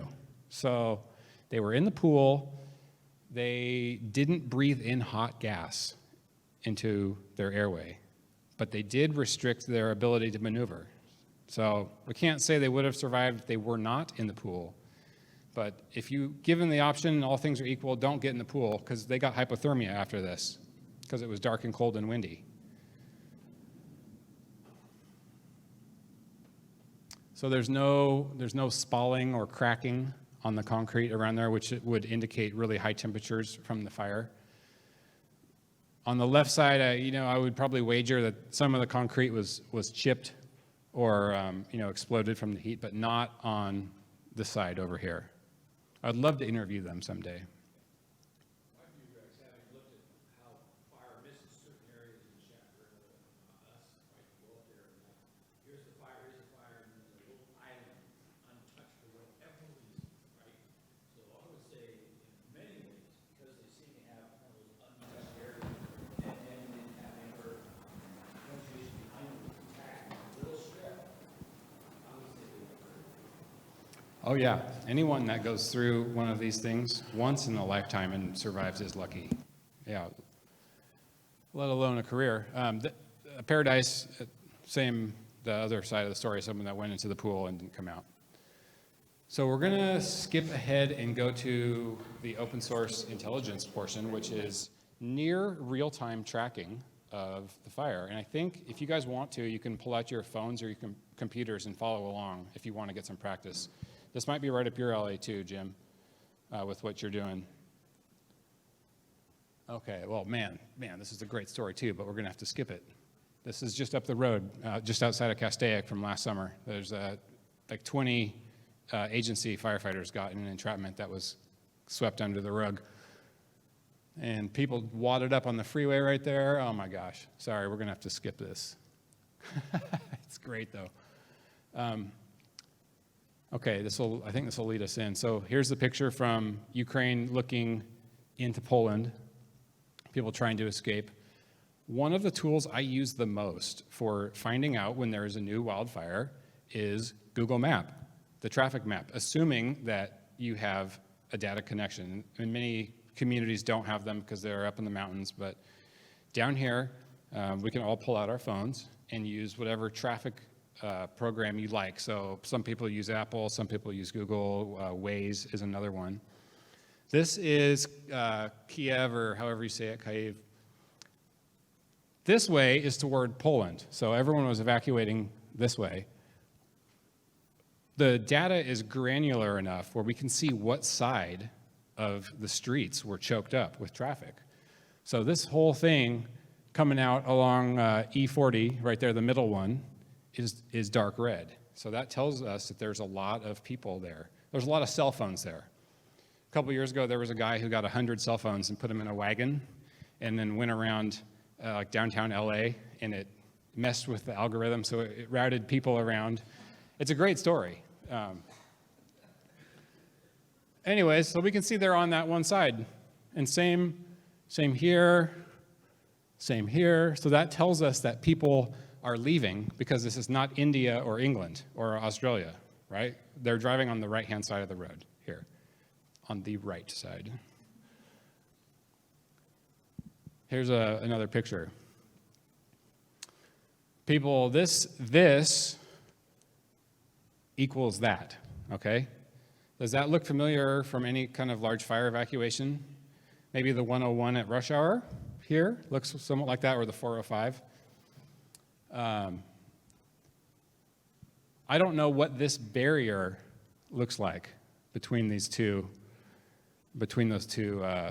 opposing directions of traffic, but that's something to start thinking about. When we saw the car a couple videos back where they drove through and they got their car stuck and they had to run in their flip-flops.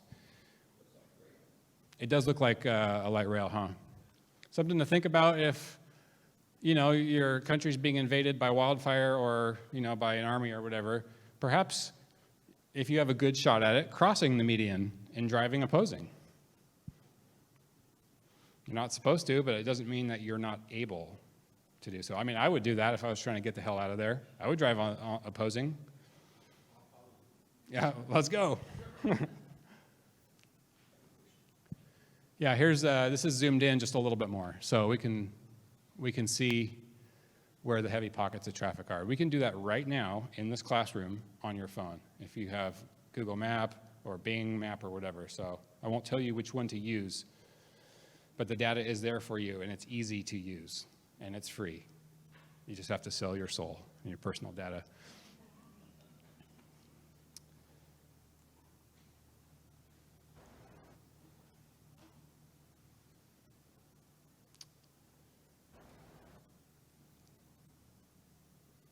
All right. I had a question for more information on what fire behavior looks like in the forest, because we got a lot of stuff on the brushlands that we have down here.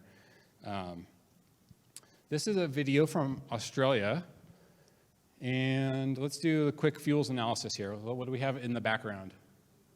Eucalyptus. Okay, do we have eucalyptus here? Yes. Tight crown spacing, and then what do we have here in the foreground? Grass. Yeah, it looks grazed or mowed, but there's still, there's a decent amount of grass there. Okay.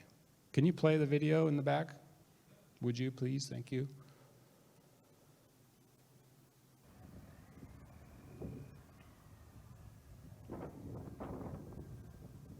So it doesn't look too bad right now. But we can see there's embers, there's spot fires starting, so it's about to get really intense for these people. There's that one spot that was right there on the left. Isn't that a little beyond that point? It looked like it was climbing up the ladder. Yes, yep. So ladder fuel is where the fire transitions from the grass and the lowlands, and it goes into the bushes, and then it gets onto lower branches, and then it launches up into the canopy. Yeah, right there. Yep, it is. Good eye. And we also see, so one of the things that it's happened from, the dawn of time, but as we get multiple spot fires in one area, like we would with a big Santa Ana type fire, they grow together and increase in strength. The more of them we get, the faster it goes. So one spot fire isn't as big a deal as two, and then we get 3 or 4, and they start to grow together. And we can see that happening. And as that's happening, the conditions are deteriorating. It's probably too late for these people to leave. There's some reasons why people would stay. A contractual obligation to provide fire protection. Ego is one of them, to be a big, strong fireman or firewoman or whatever. Or maybe they stayed because their way out was cut off. I think that's probably what happened here. They said, hey, we have a ranch, we're going to stay. Play the video, please. Thank you. Watch all the embers. Every ember that lands starts a fire.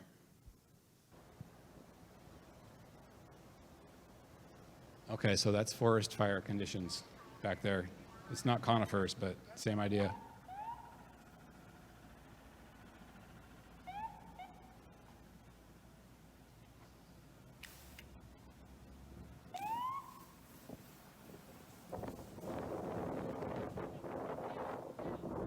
That guy's like, I'm out of here.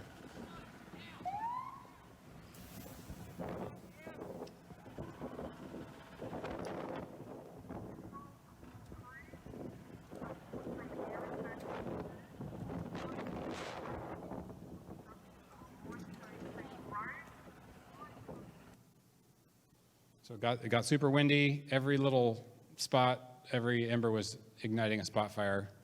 And, the guy was filming on his phone instead of doing his job, but whatever. Yeah. Here's a great, I don't know where this photo's from, but we're looking, these are not conifers. They look like oak trees to me. Same idea as a forest, tight crown spacing, overgrown, diseased. The question was, is this area survivable? Any guesses? We don't, you're in serious trouble. We can guarantee that you're in serious trouble if you're here. What we can see is most of the ground fuel and the canopy has burned off already. And what's left are, the arm-sized branches and the trunks. So it's hot and miserable, but you could probably run through that if you had heavy boots, long sleeve shirt, pants, no one's hopefully running around in their underwear out there. I wouldn't advise it or guarantee it, or if you were sick, if you were in poor fitness or health, you probably wouldn't make it through, but a typical person could probably dash through this for 100 or so yards if they didn't trip and fall and get to something better on the other side if you knew it was there.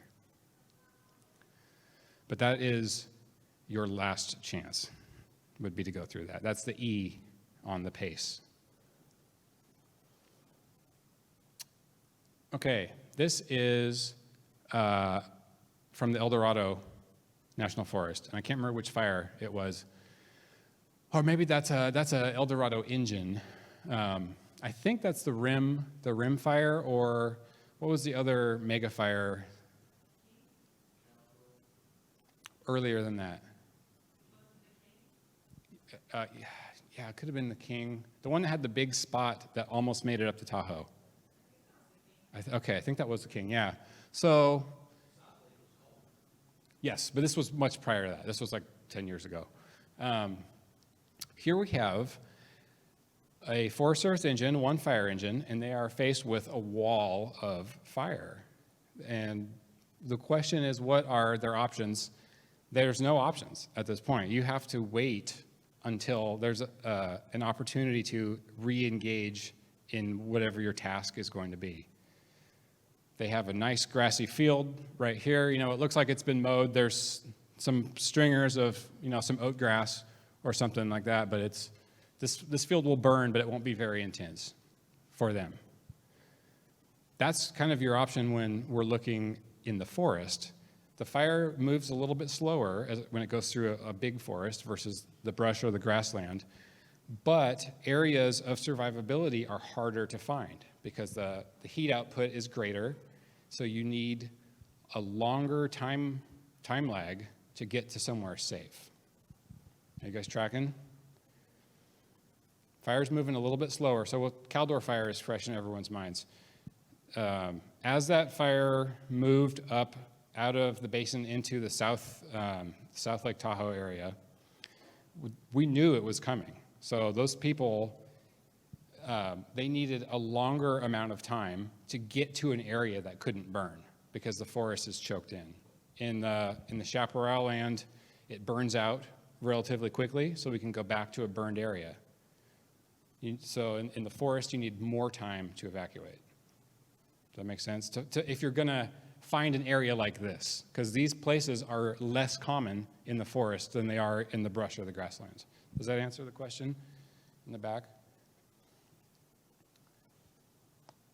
Okay, so we go back to Helmuth von Moltke.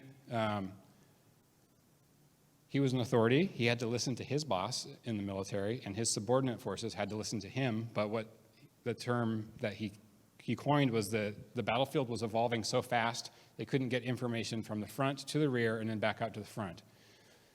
We see this in large-scale fires, that the information is not flowing fast enough for real-time fire evacuations. I don't want to dissuade you from listening to the authorities. So when they say it's time to evacuate, you need to do so. We now have tools where you can vet that information against the advice. You know, if they say go east and they're actually sending you into the fire, which happens sometimes. Okay, everyone who has a computer or phone, if you're into it, maps.nwcg.gov. That is a free website. It does a lot of different things. All of the participating fire agencies, when someone calls 911 and they say, we have a fire, the dispatcher does some stuff and they push go on the computer and it talks to another computer somewhere else called Irwin. And Irwin makes a little blue dot on this map right here. So I think this is from this summer. All of these, they're purple dots. Those are new emerging wildfires, less than 24 hours old.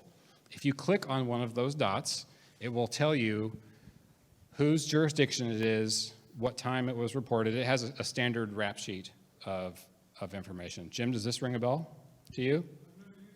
Oh. Yeah. Okay. So what else? The red dots are 12-hour infrared heat signature from space. So NASA has a bunch of satellites, and when there's a new fire, usually we'll see a purple dot, and then within 12 hours, depending on where the satellite is in orbit over the Earth, we'll start to see the heat signatures pop up. So this is really poignant, near real-time data that you can use as a homeowner. When you said you estimated you had 2 days for the Thomas fire, we can start pulling this up and use this in our decision-making process.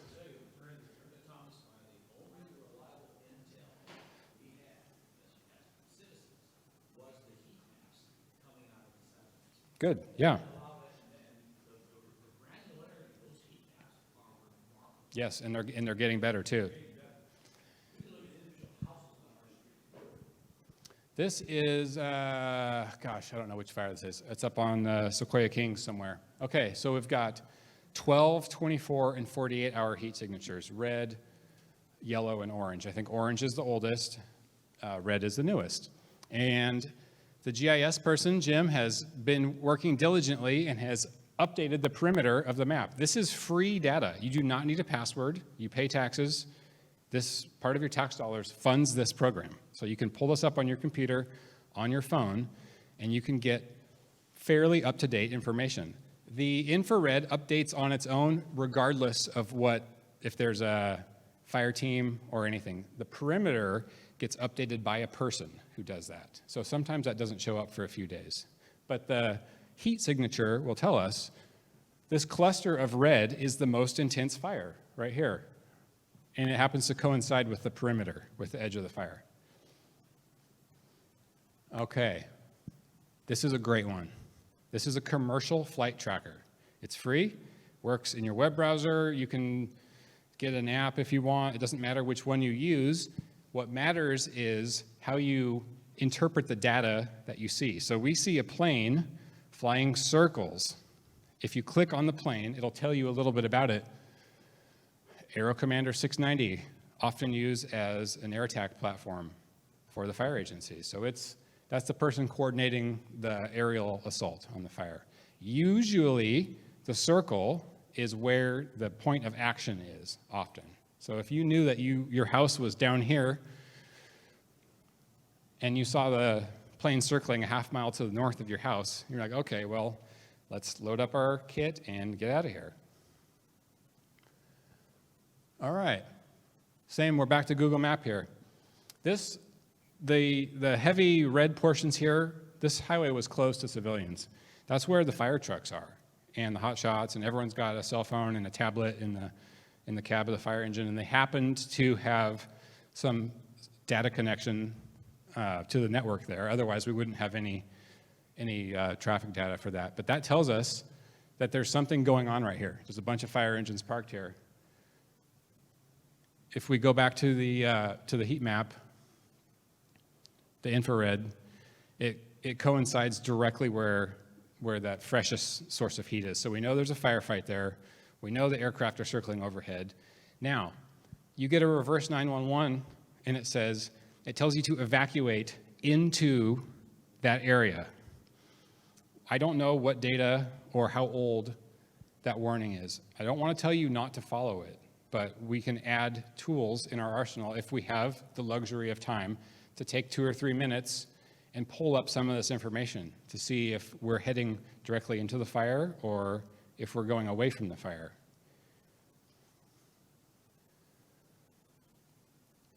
How many people use this, alertwildfire.org?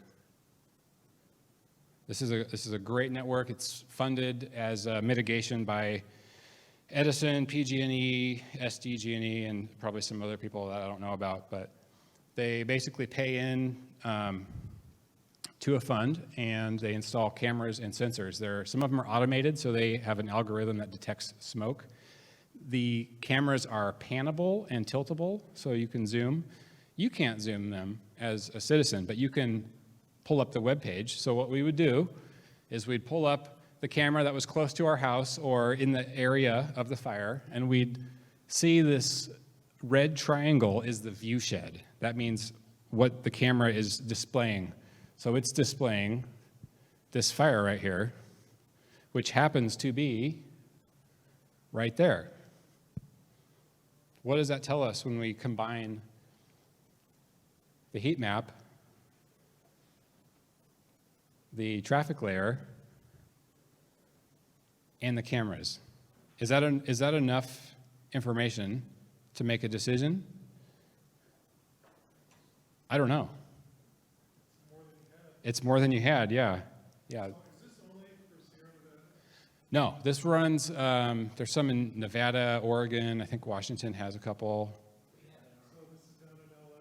Yeah, oh yeah. On our RCDGSDC website, we took all the cameras in the area, and they're on our site. You click on that picture. Awesome. So they're using, they have a link directly to their local cameras on their Fire Safe Council website.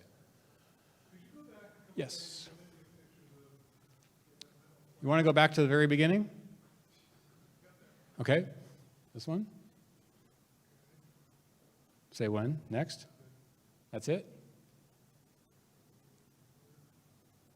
This is another great one too. So when you call 911 from your cell phone, it goes to CHP.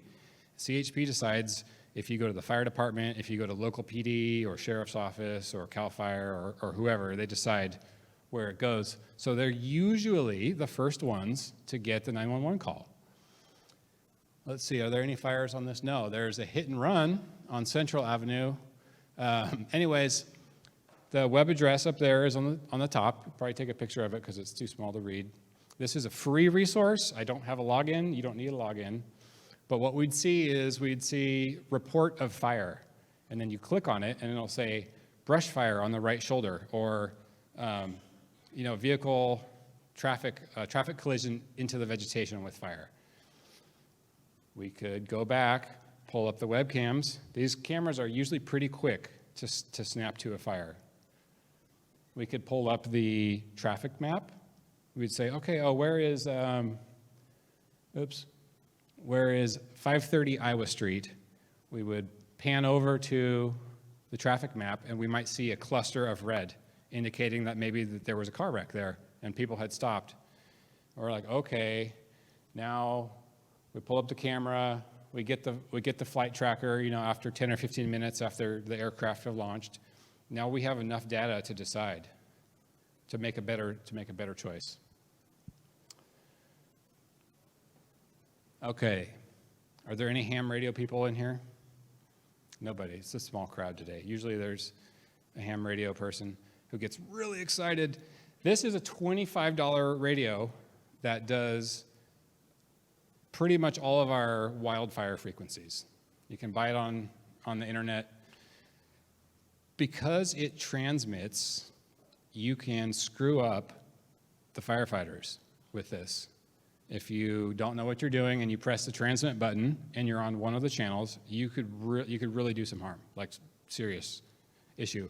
The flip side is it's a $25 at that price point. It's less than you'll spend on lunch if you go out to lunch today. You can get the frequencies off the internet for your local fire district. You can program them in. If you have a CERT team, you could go take it to one of the ham radio. I'm going to say guys because I don't think that there's very many women that like ham radio because it's kind of a dorky hobby. But give it to one of those guys on the CERT team and they'll be ecstatic to program the radio for you with the fire frequencies. You don't have to do anything. They'll show you how to use it. You could go on YouTube and spend 10 or 15 minutes and know how to use it too. So anyways, this is open source intelligence here. The airwaves are free once you get the radio. You probably use those with Rubicon, huh? Yeah, it's Chinese, low quality radio, but for $25 you can't beat it. You get the couple fire frequencies, usually the air to ground frequency, so the air attack that the airplanes are using to talk to the firefighters, fire dispatch, a couple of the pre-established frequencies, and then you can know exactly what's going on the fire. Oh yeah, this is a good one. So Pulse Point, does anyone use Pulse Point? Pulse Point was originally started to enable civilian response for AEDs for heart attacks. And it was successful. So it has a map of where all the AEDs are in the mall. And then if someone codes, your phone goes ping, and you're like, oh shit, there's a AED right here in the hallway. So you go grab it and hopefully save someone's life. As it grew, you can turn on or turn off those things. So I have heart attacks turned off, I have house fires turned off, but only layer I have turned on is wildfires. When you get a wildfire, you get a little ping on the phone, it makes a noise, and you're usually in training, and everyone pulls out their phone like, oh shit, is it you? No, it's not you. If there's 4 or 5 fire agencies around, that's a great tool. So that one is called Pulse Point. If you don't have it, I would recommend it. Okay, and then how about some getting comms out? How many people use iPhone? How many people use Android? iPhone people? Okay, Android people, yay. I have both, one for work and one for Brittany, for her personal inquiries into speaking.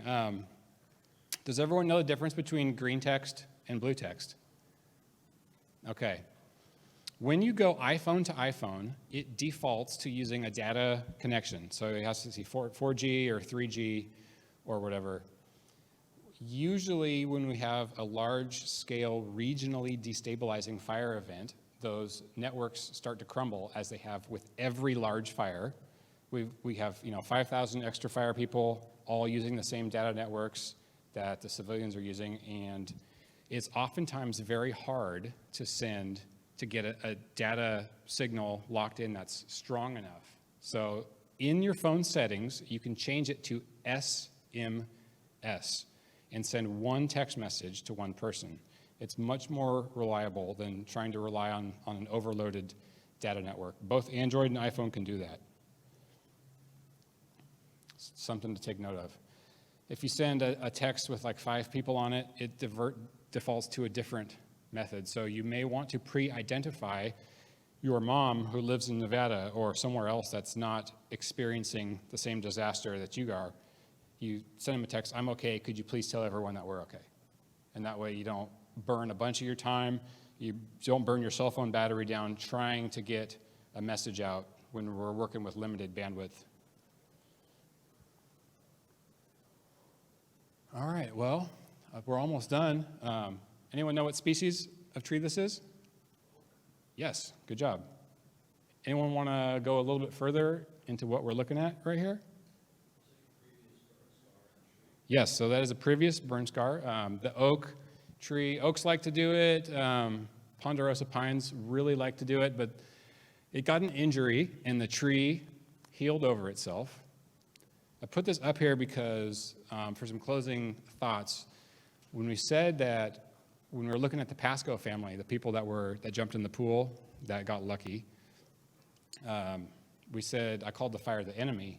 And to them, at that moment, it was the enemy. But we want to remember that we've excluded fire from the ecosystem. And we chose to live in these places that are beautiful, brush choked, and we've kind of backed ourselves into a corner for a lot of reasons on the fat side of the time wedge. And it's important to remember that the fire really is not our enemy.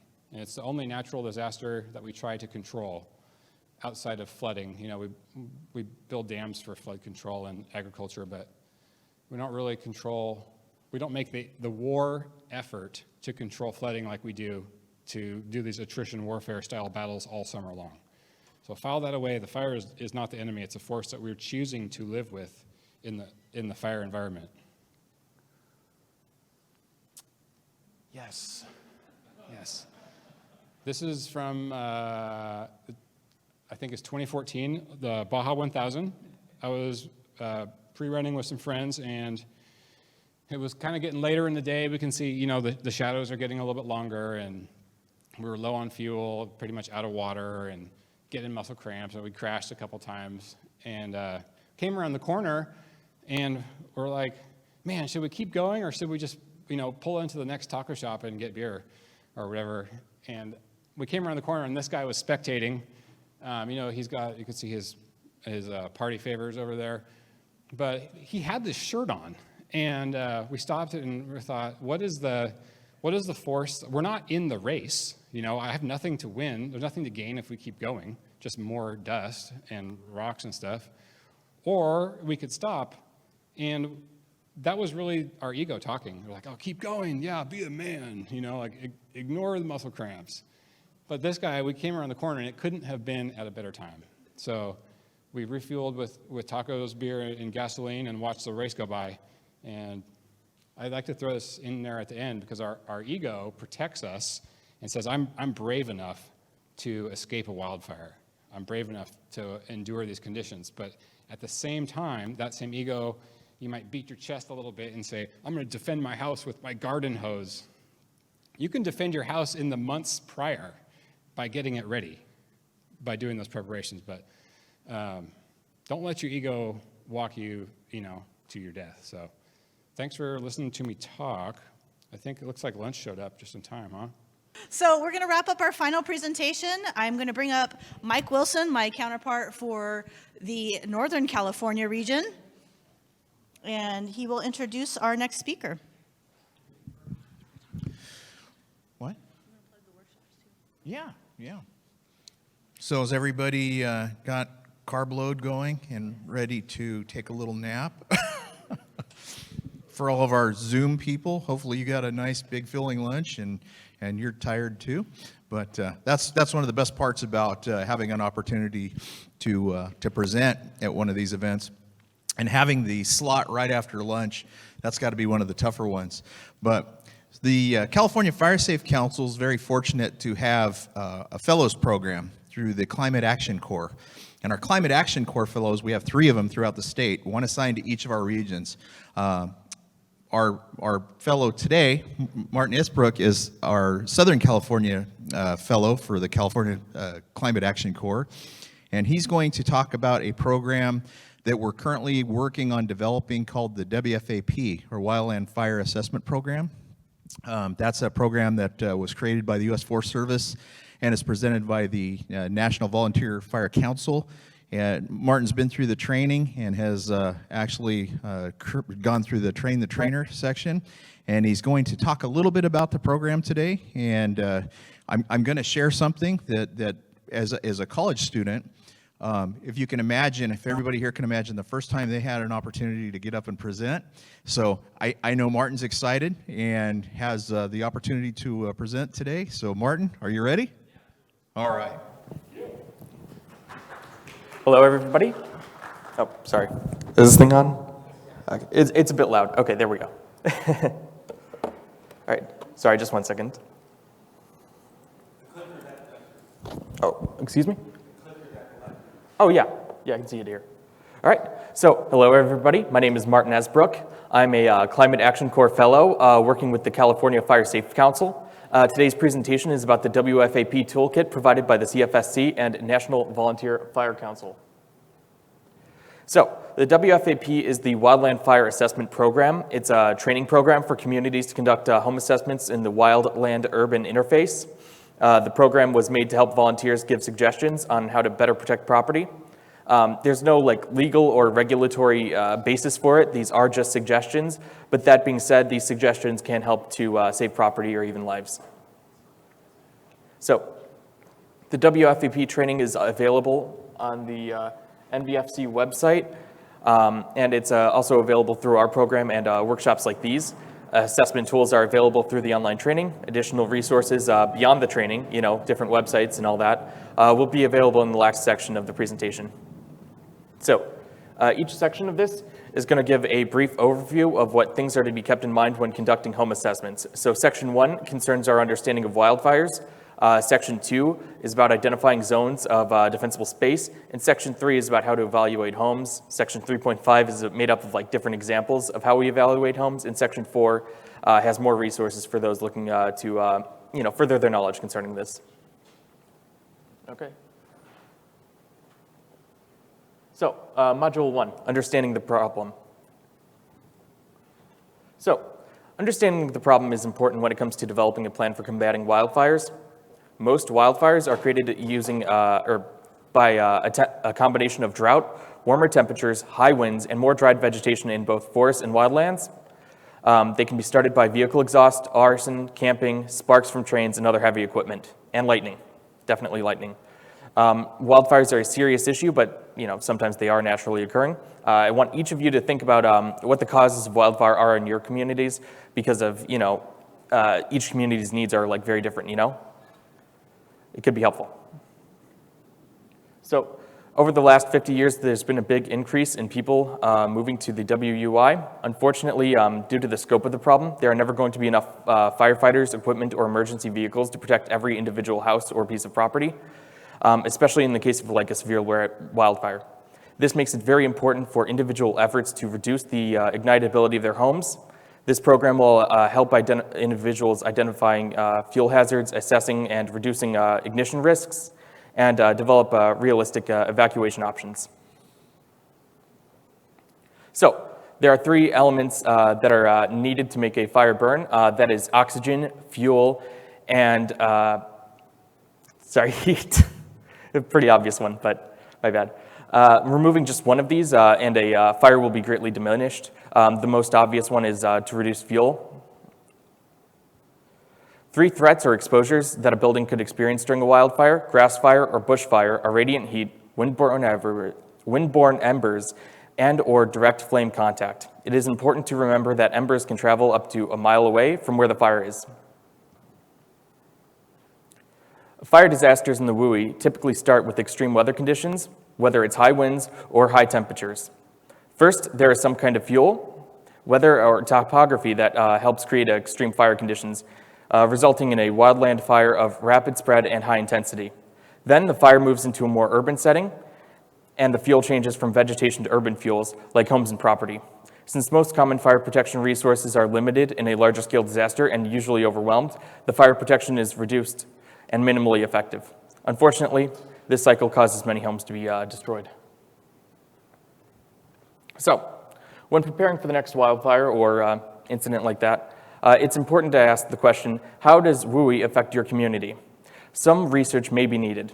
Find local and state wildfire statistics, speak with people who have firsthand experience concerning wildfires in the area, and make sure your community has a wildfire protection plan.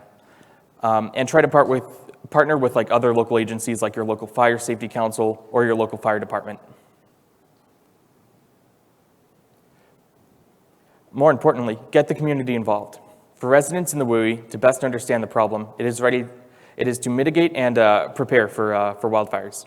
This includes things like Ready, Set, Go programs through CALFire, through creating a community wildfire protection plan, and creating some public education programs for members of the community. Also working to create a program for making the community field breaks, thinning projects, and prescribed burning.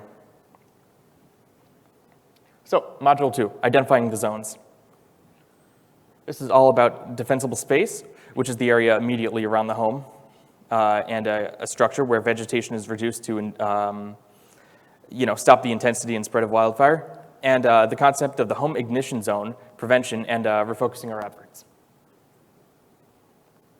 So, the structural ignition zone primarily determines ignition potential. This zone includes the home and immediate surroundings up to 200 feet. We focus on 100 feet or less around homes and other structures. However, intense fire potential and heavier fuels may require the surroundings to extend to 200 feet from the home or structure. If homeowners have more than 100 feet surrounding their property, creating more defensible space is always a good idea.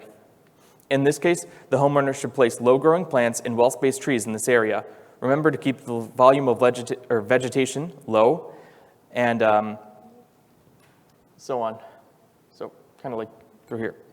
So here are the 6 steps to defensible space. And this is step 1, measure and mark out defensible space. So the size of the defensible space zone is usually expressed as a distance extending outward from the house in all directions. The effectiveness of the defensible space zone improves when entire neighborhoods participate. Within 5 feet of the house, defensible space should be the top priority. Best practice is to have no plants within 5 feet of the house. However, if you have plants here, make sure they use irrigated, herbaceous plants, rock mulches, or hard surfaces. Step 2 is to remove dead vegetation. So the 3 R's of defensible space are remove dead vegetation, dying grass or shrubs, reduce the density of vegetation, prune and thin the plants you do have, and replace hazardous vegetation with less flammable plants or irrigated landscape. Horizontal separation. So the spacing between grass, shrubs, and trees is crucial to reduce the spread of wildfires. As you can see in the picture, spacing is needed, determined by the type of large brush and trees, as well as the slope of the land. The larger the slope, the more spacing is required. So vertical separation, or creating a separation between tree branches and lower growing plants. In this picture, we can see a lack of vertical space that can allow a fire to move from the brush to the treetops like a ladder. Vegetation that can carry a fire burning in low-growing plants to taller plants is called a louder fuel. So step 5 is create a clean, lean, and green area in the first 50 feet of the total 100 feet of the area around the house. This includes clearing all flammable vegetation from within 10 feet of firewood stacks, propane, other fuel tanks, and water tanks. Trimming tree limbs encroaching on the house, deck, or roof power lines, and from within 10 feet of the chimney. Planting lawns are good for this area. Plant a variety that does not require frequent watering or mowing to remain healthy and maintained. So goals for this area include to eliminate combustible materials and vegetation, and if a fire does ignite, fire intensity should remain low and unlikely able to generate enough heat to ignite the house itself. So step 6 is maintaining a defensible space zone. Plants do grow back, and flammable vegetation needs to be routinely removed and properly disposed of. Before each fire season, residents should check the property using the previous 5 steps and continue the maintenance throughout the year. So let's look at the zones of defensible space. So 0 to 5 feet. The objective of this zone is to reduce the chance of wind-blown embers from a fire landing near the home, which will ignite combustible debris or materials, and it'll be exposing the home to flames. The best practice for this is to have no plants touching the house or in this zone. So 5 to 30 feet, the objective of this zone is to maintain and create a landscape that, if ignited, will not readily transmit fire to the home. Trees and shrubs in this zone should be spaced groupings and well maintained. Zone 3, the objective of this is vegetation management. In this zone, to reduce the energy and speed of wildfire, tree and brush spacing, which I know we've gone over a lot in some of the previous presentations, should hopefully slow this down. And fire in the tops of the tree, brush, or shrub crowns, is a serious issue as well to watch out for. So building construction is also a very important part of defensible space and home hardening. So a fireproof home is not feasible. However, Following these construction principles will minimize the ignitability of the structure, thus providing the homeowners and the firefighters a higher probability of success in the event of a wildfire. So the house on the right has these features that could have helped with its survivability. Non-flammable exterior, roofs and side, dual pane windows, ember-resistant attic vents, non-combustible decks and attachments, and emergency access. So a wide road that'll allow emergency vehicles to go through. So concerning street signs, when thinking about street signs, ask, do they exist? Are they visible? Are they non-combustible? It is critical to find an incident and to direct oncoming units to a scene if street signs aren't visible and aren't, accessible to emergency workers. If you can suggest to the proper municipality responsible for public street signage. During a wildfire, having proper signage will help communicate evacuations as well. Ember vulnerability. So during a wildfire, thousands of embers can rain down on roofs and pelt the sides of homes like hails during a storm. If these embers become lodged in something easily ignited near the house, the home will be in jeopardy or burning. Depending on the fire intensity, wind speed, and the size of materials that are burning, embers can be carried more than a mile ahead of a fire. The picture demonstrates some of the various spots of vulnerability on a home, including wood piles, a wooden deck, sometimes even the roof, depending on how it's rated. Detachable structures are also a huge deal, so it's important to keep all of this in mind. Prevention. So the safest and cheapest fire is the one that we, prevent. Make sure to check National Weather Service to see if it's a red flag warning day. See the example pictured. It gives people the days and times that extreme fire danger is prevalent. Don't use equipment that sparks on red flag warning days. Outdoor cooking must be done in away from dry vegetation, and you should have water close by in the event of a fire. For outdoor burning, if it's legal in the area, it must be conducted in a safe manner with clearance, water, a shovel nearby, and follow local rules while burning. You should also check for power lines and see if trees in your property could affect them. You should contact your utility company if it becomes an issue. So, wildfires will continue to enter communities, yet homes and adjacent vegetable field beds do not have to ignite. To shape successful results in these scenarios, our traditional wildland fire strategies need to be reconsidered. So, focus on mitigation and preparation actions before a wildfire strikes, reduce potential fire intensity that vegetation will influence, reduce structure ignitability, and empower the community to work together to create a fire-resistant landscape. So this picture shows a trailer that was able to be given to a Fire Safe Council through collaboration with the California Government's Office of Emergency Services, or CalOES, with Listos, California, and the California Fire Safe Council. So, here's section 3, actually evaluating the home. So now we're going to go ahead and discuss what it looks like to, evaluate a house individually.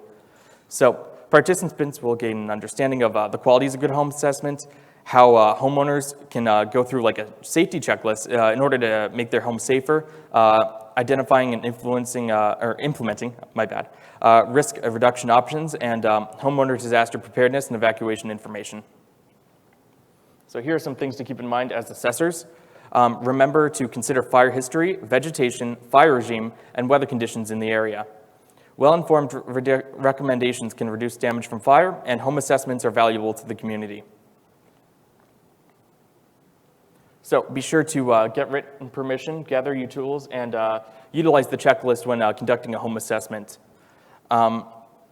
Things you could use are things like a flashlight, ladder to reach higher areas of the home, a copy of applicable laws and ordinances if available, a camera, measuring tape, and even prior records could all be helpful. So here's an example of one of the checklists here. All right. So, sorry, one moment. Here are some things to check on inside of the home. On the checklist, you will see a list of questions with yes or no answers and suggested actions. On the first question, if residents haven't reviewed their homeowner's insurance policy, you would make the suggestion that they do so. Things to check on are things like utility shutoffs, windows, fireplace or wood stove screens, garage, flammable materials, tools, a family disaster plan, and more. I will now go through a few of these items as a preview of the whole module. So utility shutoffs, water and electrical.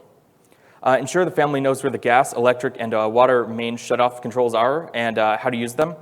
Mark the location of the shutoff valves and post instructions on where they can be located in the event of an emergency. If you are unable to locate the shutoff valves or are unsure of how to safely turn off the system, advise resident contact utility company and have them send out someone who can demonstrate and properly shut off the utility in question. So here's an example of shutting off one of the utilities, which are natural gas. Natural gas leaks and explosions are responsible for a significant number of fires following disaster. Because there are different gas shutoff procedures for different gas meter configurations, it is important for residents to contact the local gas company for any guidance and preparations and response regarding gas appliances and gas service to the homes. Shutoff tools are needed and pictures here. Many people often keep combustible materials in the garage, such as cans and oily rags. These are extremely flammable and can be used as a fuel source for wildfire embers or radiant heat. Ideally, the resident should keep flammable materials stored in a detached structure away from the home. Remember to keep combustibles away from ignition sources such as a water heater. Make sure flammable materials are in safety cans, and check the door between a living space and a garage, and check if it's fire rated and self-closing. Here's some things to keep in mind for personal preparedness and just general disaster emergency preparedness in general. So develop and practice a family safety disaster plan at work, at your home, in your car. Second step is to store drinking water. Third step is to store food and household goods. Step 4 is to protect family assets. Step 5 is to have protective clothing like work gloves, cotton, wood clothes, etc. And step 6 is to have first aid supplies. Step 7 is to obtain alternate heating and lighting sources. Compile emergency preparedness library. Obtain alternative communications. Provide for waste disposal. Protect your family and property, and be sure to care for your pets in the event of an emergency. So here's a checklist for outside the home. You will look at the home through the scope of the 3 zones and see if ladder fuels could occur through vegetation placement, if debris from plants is causing a fire hazard, if certain plants should be placed farther from the house, and many other factors. The checklist will walk you through the 3 zones: slope, roof coverings, roof edges, eaves, roof vents, skylights, chimney, siding, windows, foundations, exterior wall vents, decks, fences, detached structures, suppression, and additional recommendations. I'll touch on a few of these in this preview. Let's look at the structure of the home itself. We'll start from the top. The roofs are classified under 3 different standards in regards to fire exposure. Class A is effective against severe fire test exposures, so like tile roofing, asphalt, or concrete. Class B roofs are effective against moderate fire test exposures, so like treated wood. And Class C is effective against light fire test exposures, but it often is just like untreated wood material. So on your checklist, you will mark what type of roof they have, and if it isn't a type A and they're in the WUI, you should recommend that they look into replacing their roof if at all possible. So here's another thing is ember resistant fence. Here are various photos that illustrate the different types of ember resistant fence. Again, building codes and regulations vary by location. Be sure to check with your jurisdiction for approved specifications. Having vents that are 1/8 non-corrosive mesh metal are considered to be ember resistant. There we go. So one of the most vulnerable parts of any home is the glass windows. Radiant heat from the fire can also impact the glass when there is a fire near the home, and dual pane windows have more protection from fire. So picture to the right, an outer pane actually broken by fire. Dual pane windows helped actually save this house, so it's definitely important to keep in mind. So decks and fences. For the decks that overlook a wooded area, check to make sure trees are thinned and ladder fuels are removed to minimize the chances of fire moving into the upper portion of the trees. Remember to remove patio furniture on red flag days, and combustible material should not be stored under the deck and placed at least 30 feet from the home, such as grill tanks if there's no other option. Installing a non-combustible siding product around the deck perimeter may be a preference. Suggest replacing any combustible fuels that attaches directly to your home with a non-combustible section that is at least 5 feet long. Detached structures. Now let's talk about the areas around the home. If the home has a shed, detached garage, play set, barn, or other secondary buildings in the yard, residents should create a defensible space around every structure or relocate them to at least 30 feet around the home if able. If you have a trellis, consider using non-combustible materials. So, no home is entirely fireproof, of course, but if you encourage residents to build or remodel using the right materials, their homes will have a far better chance of withstanding catastrophic blazes. After San Diego County's 2003 fires, one of the largest in California history, researchers found that homes constructed or remodeled to comply with stricter fire and building codes fared 3 times better than those that did not. So, in this section of the presentation, I will be going over the fire home evaluations conducted by fellows. They don't just have to be homes either. They can often be businesses or other places where people gather. So, inside the building. In this image, there's a local library's fire extinguisher, but when the staff were asked, nobody knew how to use it. So we suggest training staff of various businesses or government buildings, how to use basic fire equipment like, a fire extinguisher or a blanket or something like that, in order to make sure fires don't spread. So here's the immediate perimeter. In this example, we can see the area around the building. There's no lawn, which is good. But there are tall, woody trees and shrubs that touch and surround the building. These kinds of plants should be further than 5 feet from the building because while the structure shown is made out of concrete, many houses and other structures are not. And because of that, we suggest setting a good example for the community.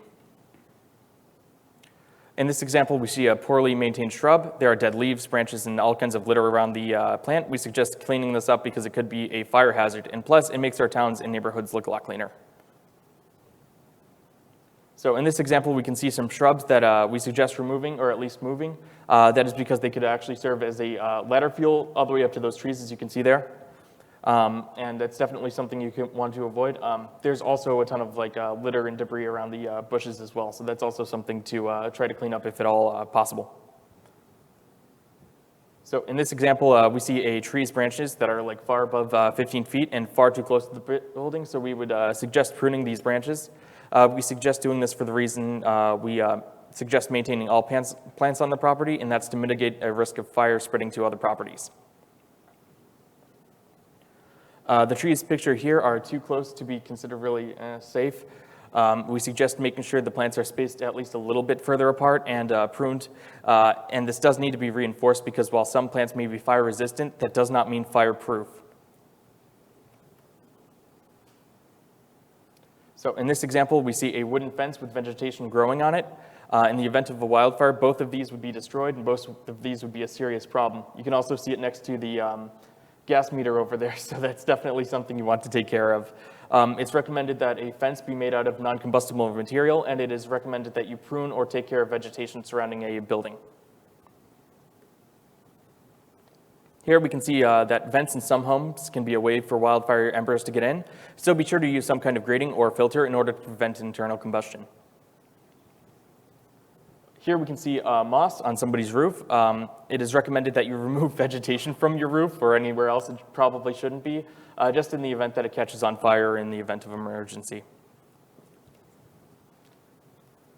Over here, we have an example of an area which is a hard surface, but there's a ton of weeds growing in it. So be sure to get rid of weeds and other plant life around the house in the event of a wildfire, and make sure it's at least 5 feet from the house, because that's not good. All right, so here we have a tree around an apartment building with a wooden fence. Not recommended. Again, we would recommend having a non-combustible fence, and trees should be further from the house than 10 feet. All right, and be sure to maintain a defensible space around detached structures. Even if it's an apartment building, it's a good idea to make sure those buildings are non-combustible and make sure they don't, have fire spreading everywhere else. All right, and finally, we just have some other available resources and other available stuff for people to check out.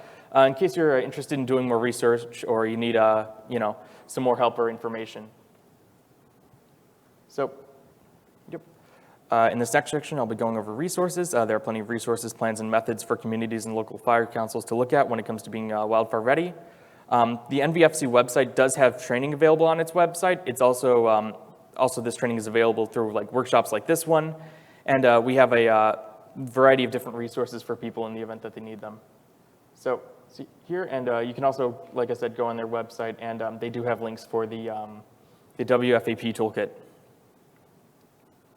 So in addition to coursework, the NVFC has a checklist and toolkit for protecting homes and identifying hazards. And here's our website. Sorry, just 1 second here. Evacuation plans and guides are listed on our website. We also have different resources for residents and brochures available as well. As you can see here, we have hardened homes brochures and defensible space brochures. We passed those out earlier, as you guys can see. So they're always a good resource, and we also have those available through the links provided in the QR codes. We also provide resources for those wishing to start a fire safety council, as well as a directory for those already existing fire safe councils. Community wildfire protection plans are a huge part of defending homes and communities, which is why a big part of it's, also getting this sorted out and getting this ready. The CFSC and USDA Forest and Rangeland Services, we both have information on starting a community wildfire protection plan. Sorry. Sorry, just 1 second. I believe the clicker's kind of on the fritz here. My bad.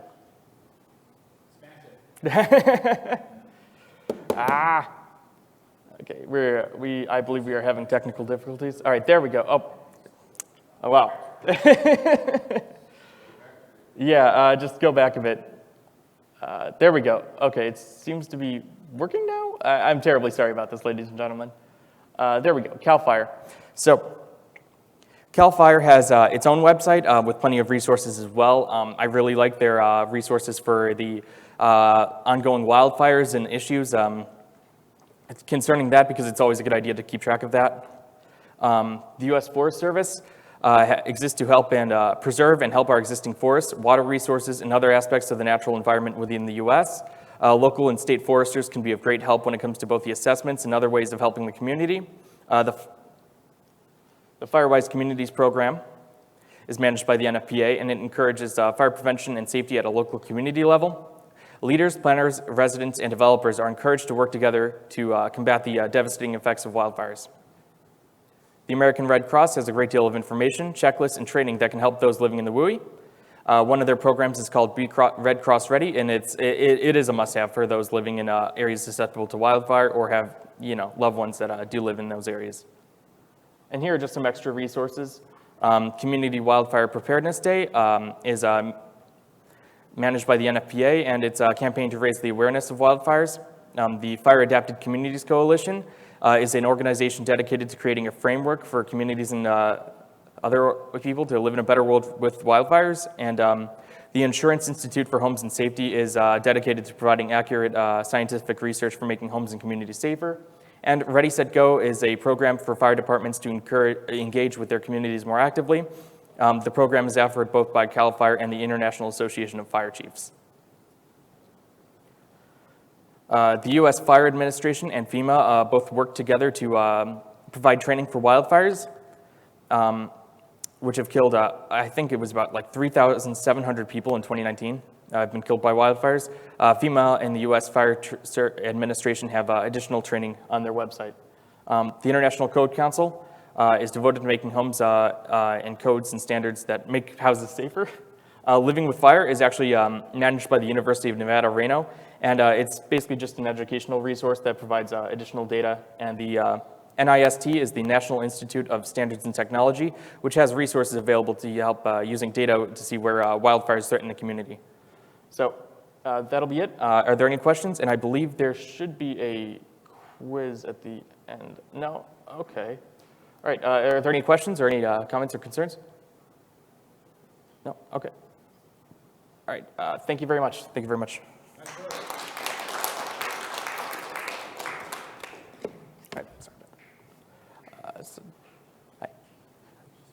Sorry, Brooke, you ready to go next? Or? You have to stand up there. Okay, I got it, and we can. Okay. Thank you so much, Brooke. Sorry about that. Thank you, Martin. All Is that your laptop? Yeah, that's mine. Yeah, okay.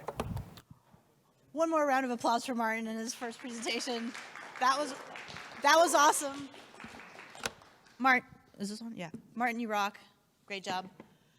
So, if anybody is interested in getting these home assessments out into their communities or getting trained so you can get your Fire Safe Council's home assessments out, great community outreach, get in contact with Martin or myself, and we can put on a training for you.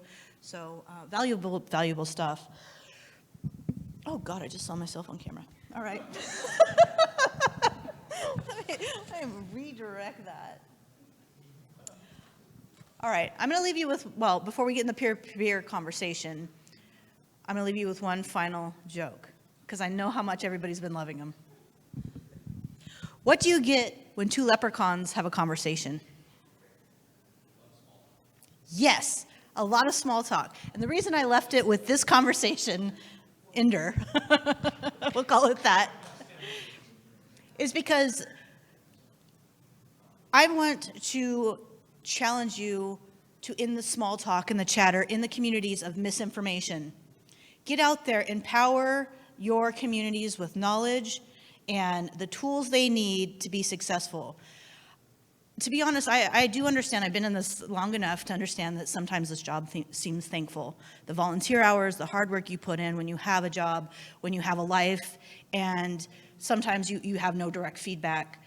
But if I could redirect your thought to that house from the previous slide that Rex showed of all of that man that went out there and did all that defensible space and it started spreading throughout the community, that's what your work does. And you may not get a direct thank you, but in the end, it all comes back tenfold. And you don't need a badge to save a life. We love the people in badges that save our lives, but you are doing very important stuff in your community. So keep going, keep rolling, spread the word, spread the tools. And with that, I want to open it up to our peer-to-peer conversation. I want to hear about your projects. I want to hear what we can do as the Fire Safe Council to best support you moving forward, thinking big. I know we started the conversation yesterday with the comms team. Let's talk about your projects. Let's talk about where we would go if we had all the money in the world, right? Community education courses. What are you guys thinking? CWPP stuff.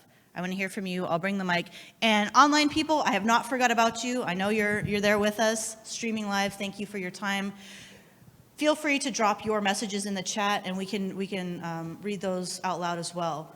So anybody want to have a chance at the microphone?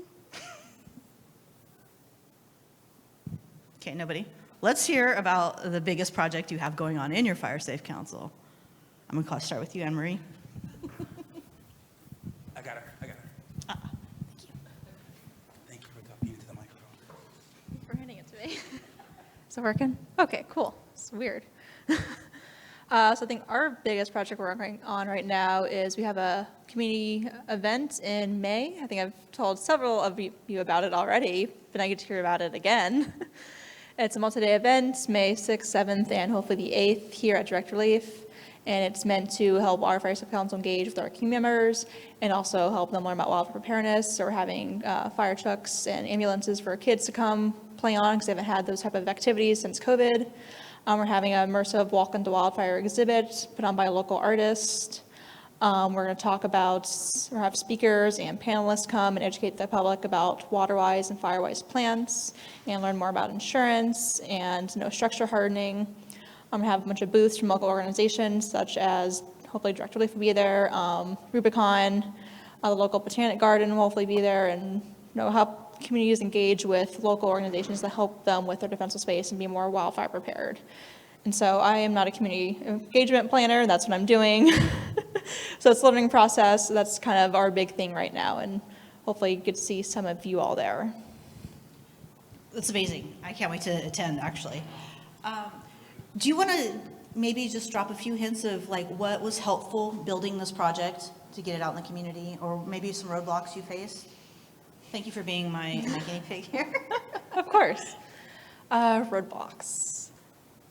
I think because I'm not an event planner, so it's like all new to me. And so we hired a team. We have a Evie here, who is our social media person, to help get that out. And a big way we want to start engaging with communities is getting them on our social media so we can give them helpful tips and posts like what the California Fire Safety Council does. And sort of how you use the event as a big way to help them know who we are and start liking and follow us so we can provide you this information throughout the year. We've hired a publicist to help promote our event because we want people to come to it. And also an event coordinator to help do all the timing and locations and the technical stuff. So like having a helpful team has been like what's helped us a lot. Lessons learned. Start planning earlier. There's never enough good time, is there? I know, there isn't. That's about all I have.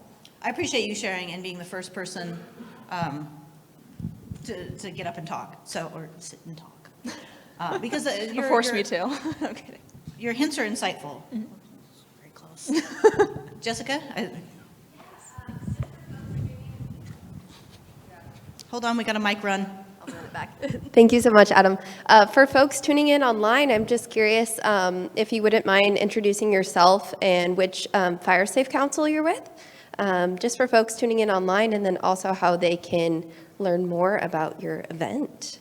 If you have a website or social media. Yes, I'm with the Santa Barbara County Fire Safety Council, and it is on our website. If we were on Zoom, I'd drop it in the chats. But our website is sbfiresafetycouncil.org, and it's under About and then Events. What else am I supposed to talk about? That was it. Okay, perfect. Let me preface that when we hand you the mic, could you please introduce yourself so we can be inclusive to our members on the streaming process as well. Thank you, Anne-Marie. And we can drop that, the Santa Barbara, their website. They have a great website, as you saw yesterday in the chat. So I want to draw our attention over here to our agency partner with us today. I'll bring it right back to you. Okay. Good day, everybody. My name is Mike Lopez, and I'm part of our vegetation management program for Santa Barbara City Fire Department. I just want to thank you all for being here. I think it's the Fire Safe Council is true to my heart. I live in Ventura County, but I work up here in Santa Barbara County. But I do a lot of outreach with Kate and the Ventura Regional Fire Safe Council. It's true to my heart. I've helped train individuals on home hardening and just reaching out to all part of our community. I kind of preach our program in the city of Santa Barbara as a neighbor helping neighbor type of program. It only works what we can do, what you guys as community members could do. What the Fire Safe Council has put together has a great structure where you guys can grow with that. We've had a lot of HOAs in the city of Santa Barbara limits reach out, and I'm trying to get them really involved. So if you're streaming online, come on out, contact me, let's move forward. This program only works well with each other, helping each other out. And for all you residents in the city of Santa Barbara, feel free to reach out to me. We're conducting home assessments. We're doing a lot of fuels vegetation management, working with all our cooperators, and I just really want to move forward with the Santa Barbara County Fire Safe Council. I appreciate what you guys have done.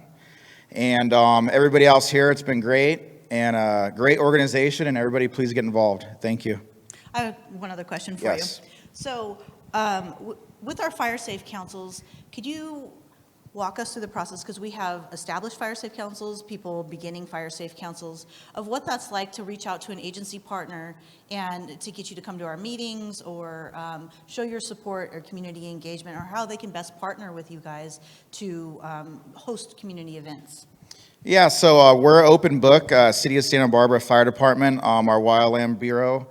Feel free to reach out to us. We have a great website with a lot of RCWPP and a lot of marketing material in there.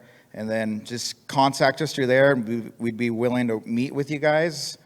And meeting, Zoom. I know I've gotten involved with a lot of HOAs in our city limits, and I've done Zoom meetings. We're doing stuff in person now, and we're even getting to the weeds where we're actually walking many parcels and doing risk assessments to see what we could do further to mitigate risk. Thank you, and thank you for being here. You're welcome. Thank you. So again, our agency partners are here to support us. If you're not in contact with your local fire jurisdictions, your land managers, reach out. They're good people. They don't bite hard. So one other, Hello, I'm Diane from San Bernardino County Fire Protection District, and I came here to mainly see about grants and learn a little bit more about the Fire Safe Council's, grant clearinghouse, things like that. But I've written grants for CWPPs before, but I didn't really know what the heck they were very much. And seeing the background information, the information that Rex gave, that Martin gave, all the information that I learned today has been invaluable, because I knew what a CWPP was on paper, but seeing how it can affect the community by having it completed, having the education aspect of it put out there in the community, I have become more passionate about what I'm doing. All right. So I am so excited about that. Not just writing those grants, but just the community education part. That is so important, and I'm really excited. I'm very grateful to be here, so thank you, everybody. thank you for joining us.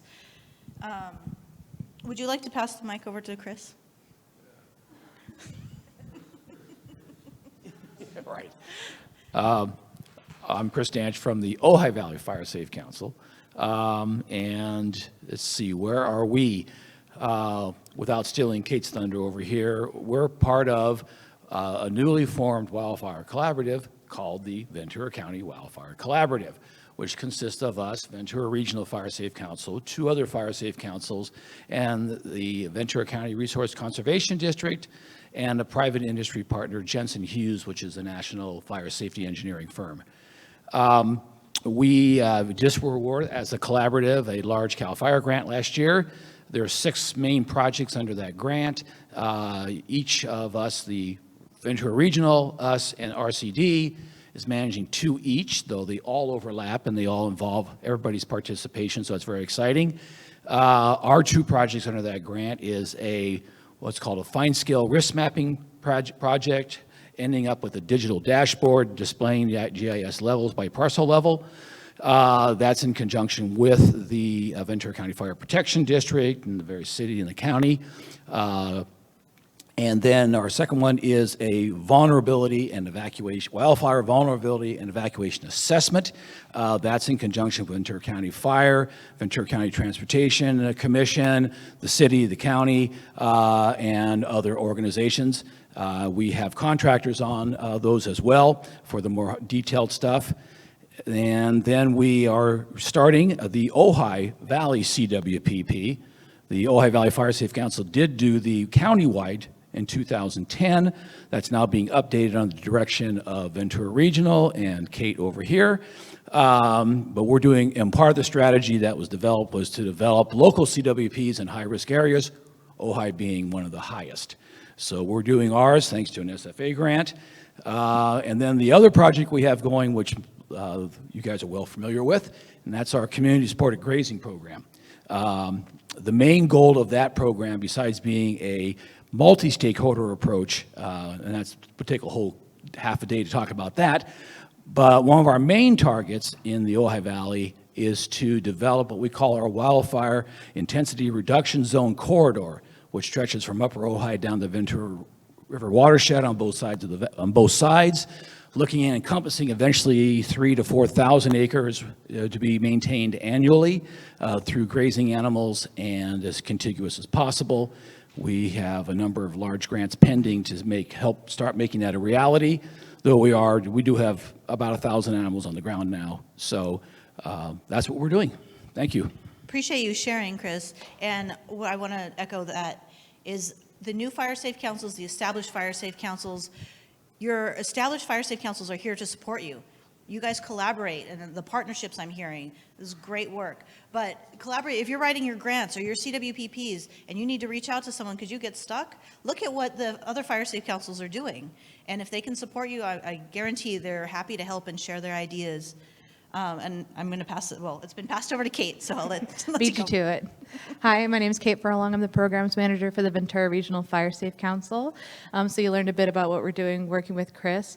My main project that I'm working on is updating the countywide community wildfire protection plan that was created by the Ojai Valley Fire Safe Council back in 2010.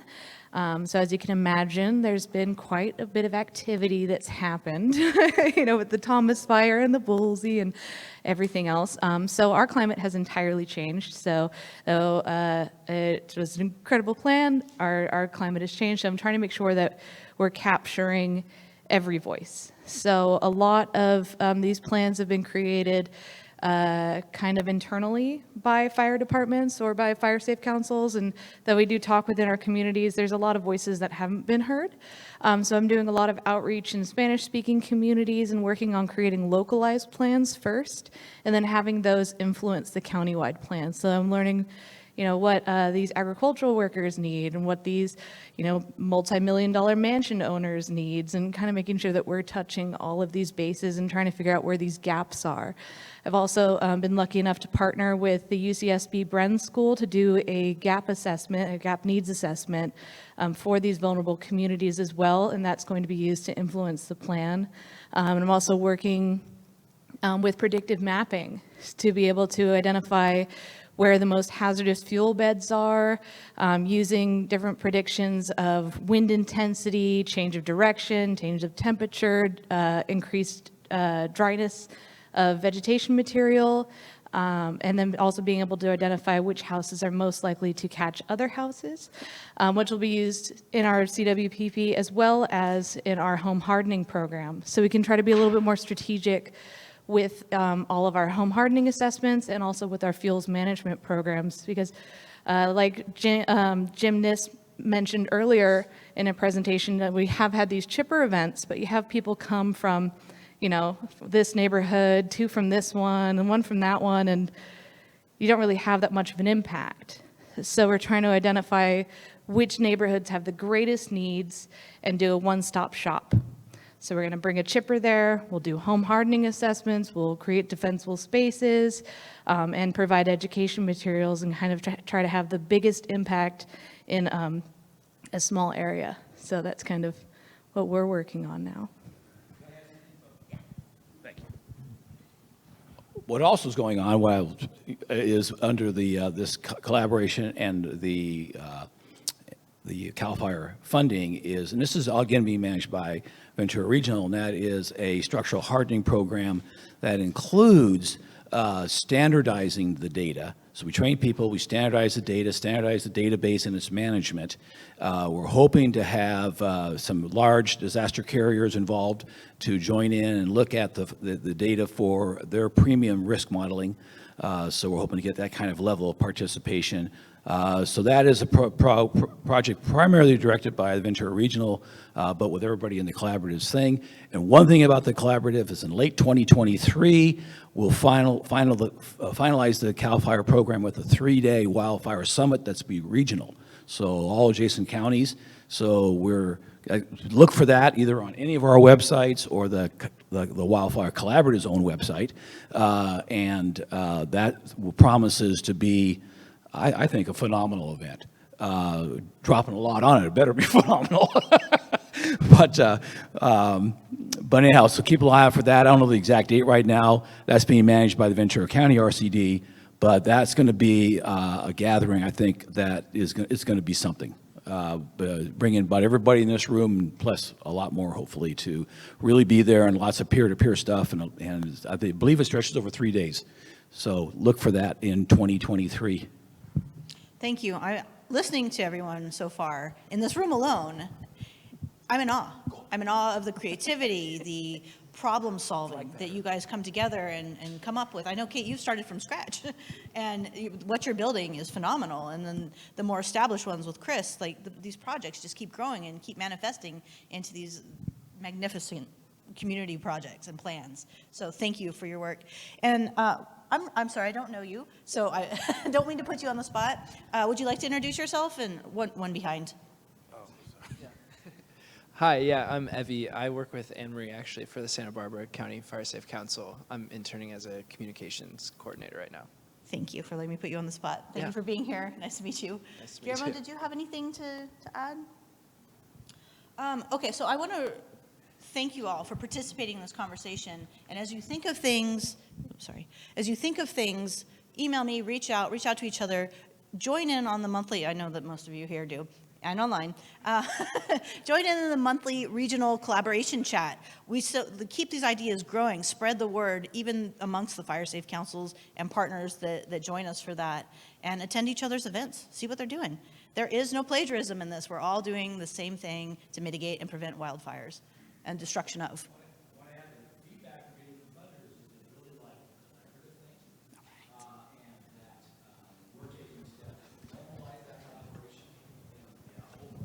Range of diverse projects. So I recommend that people consider that. And you often get to a situation, here's a good example we're facing right now.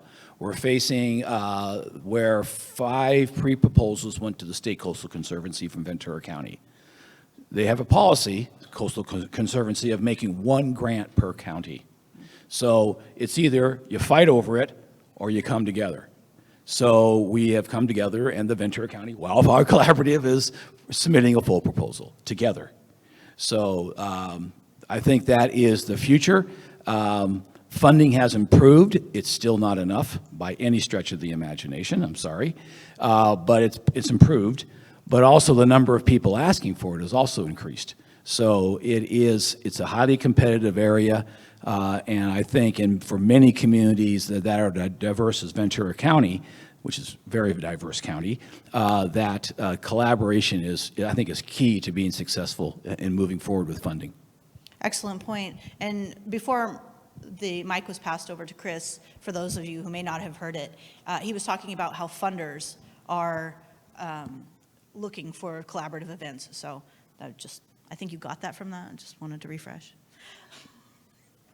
One thing I was thinking about is that, back to Martin's presentation, and excuse me for the back thought, but there's a survey that goes along with his presentation. If we could pop that up, it has the QR code.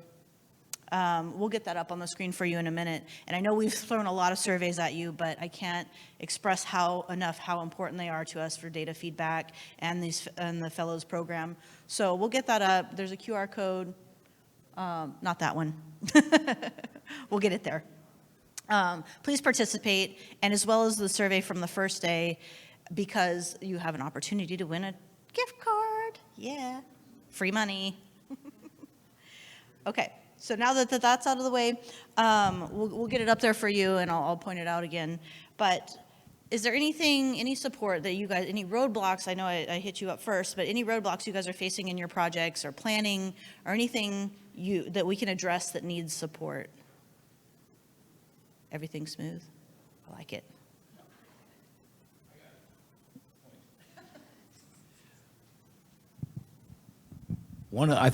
I don't think other fire safe councils are any different, but one of the things that as you expand your programming, you find it very difficult to be comprehensive, holistic, and all these things that are necessary to truly address this kind of issue, because it's not just defensible space, it's not just this, it's everything together. And so how to address that at a community level is very difficult to fund solely with grants, and as good as grants are.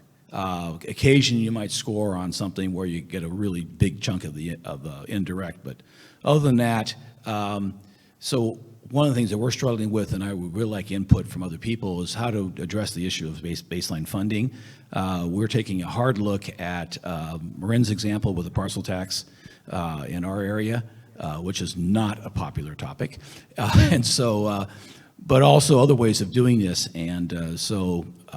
I welcome ideas on how to establish that, because maintaining a full operation on grants alone is a very challenging thing to do, particularly over the long term. So the biggest obstacle I see is just being able to maintain operations as a nonprofit and truly stay on top of this and keep moving forward and survive those years when you don't get that major grant.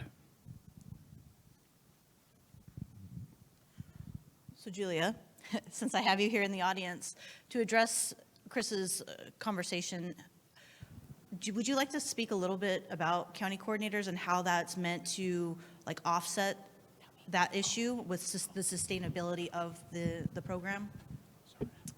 Thank you. Sure. So our county coordinator grant project was awarded to 24 pilot counties in CALFire's northern region last year. We are still waiting on funding for the southern region, very hopeful that it will arrive. But the county coordinator grant was really established as an administrative grant to provide staffing and support for these collaborative efforts like what you're doing already so well in Ventura County. So we recognize that need for those types of grant funding for the collaborative process. So I'm hopeful that that's going to be coming down the pike for Southern California really soon. And then I also wanted to address something else. So if you are part of our newsletter, an email just went out yesterday from our Grants Clearinghouse team with a needs assessment survey focused specifically on capacity building and finding funding sources. So this is the exact problem that we are trying to help our grantees with. So it's really important. I know another survey, another thing for you guys to do. But I think that this was a timely question because that survey just went out and we're really looking to help support our fire safe councils in obtaining and keeping funding, help them with the capacity building stuff, hiring staff, maintaining a budget. I will tell you that separately, I sit on a fire protection district board that does have a parcel tax, and that has been successful, albeit a little controversial and difficult in our community, but it's something we've been able to maintain since 2007. So it is definitely a possibility, and this is a low-income community as well. So it has worked, and there are examples of it working for us. But that's a separate thing. It just made me think of it. But as far as funding coming, we are really working as a Grants Clearinghouse team to expand our capacity building funding and availability versus just funding that's really focused on, defensible space or hazardous fuels mitigation. Thank you, Julia. I appreciate that input. And the reason things like this come down the pipeline is because we hear from you. Good questions from the Fire Safe Council. You're our boots on the ground. We hear from you. You know your community's best, what your needs are. So please share. Always share with us. Be participative. And that's a word. Yeah. Okay. And I want to redirect your attention back to the QR code. And this is the correct survey to fill out. Please do it. We appreciate you. I've heard a lot of positive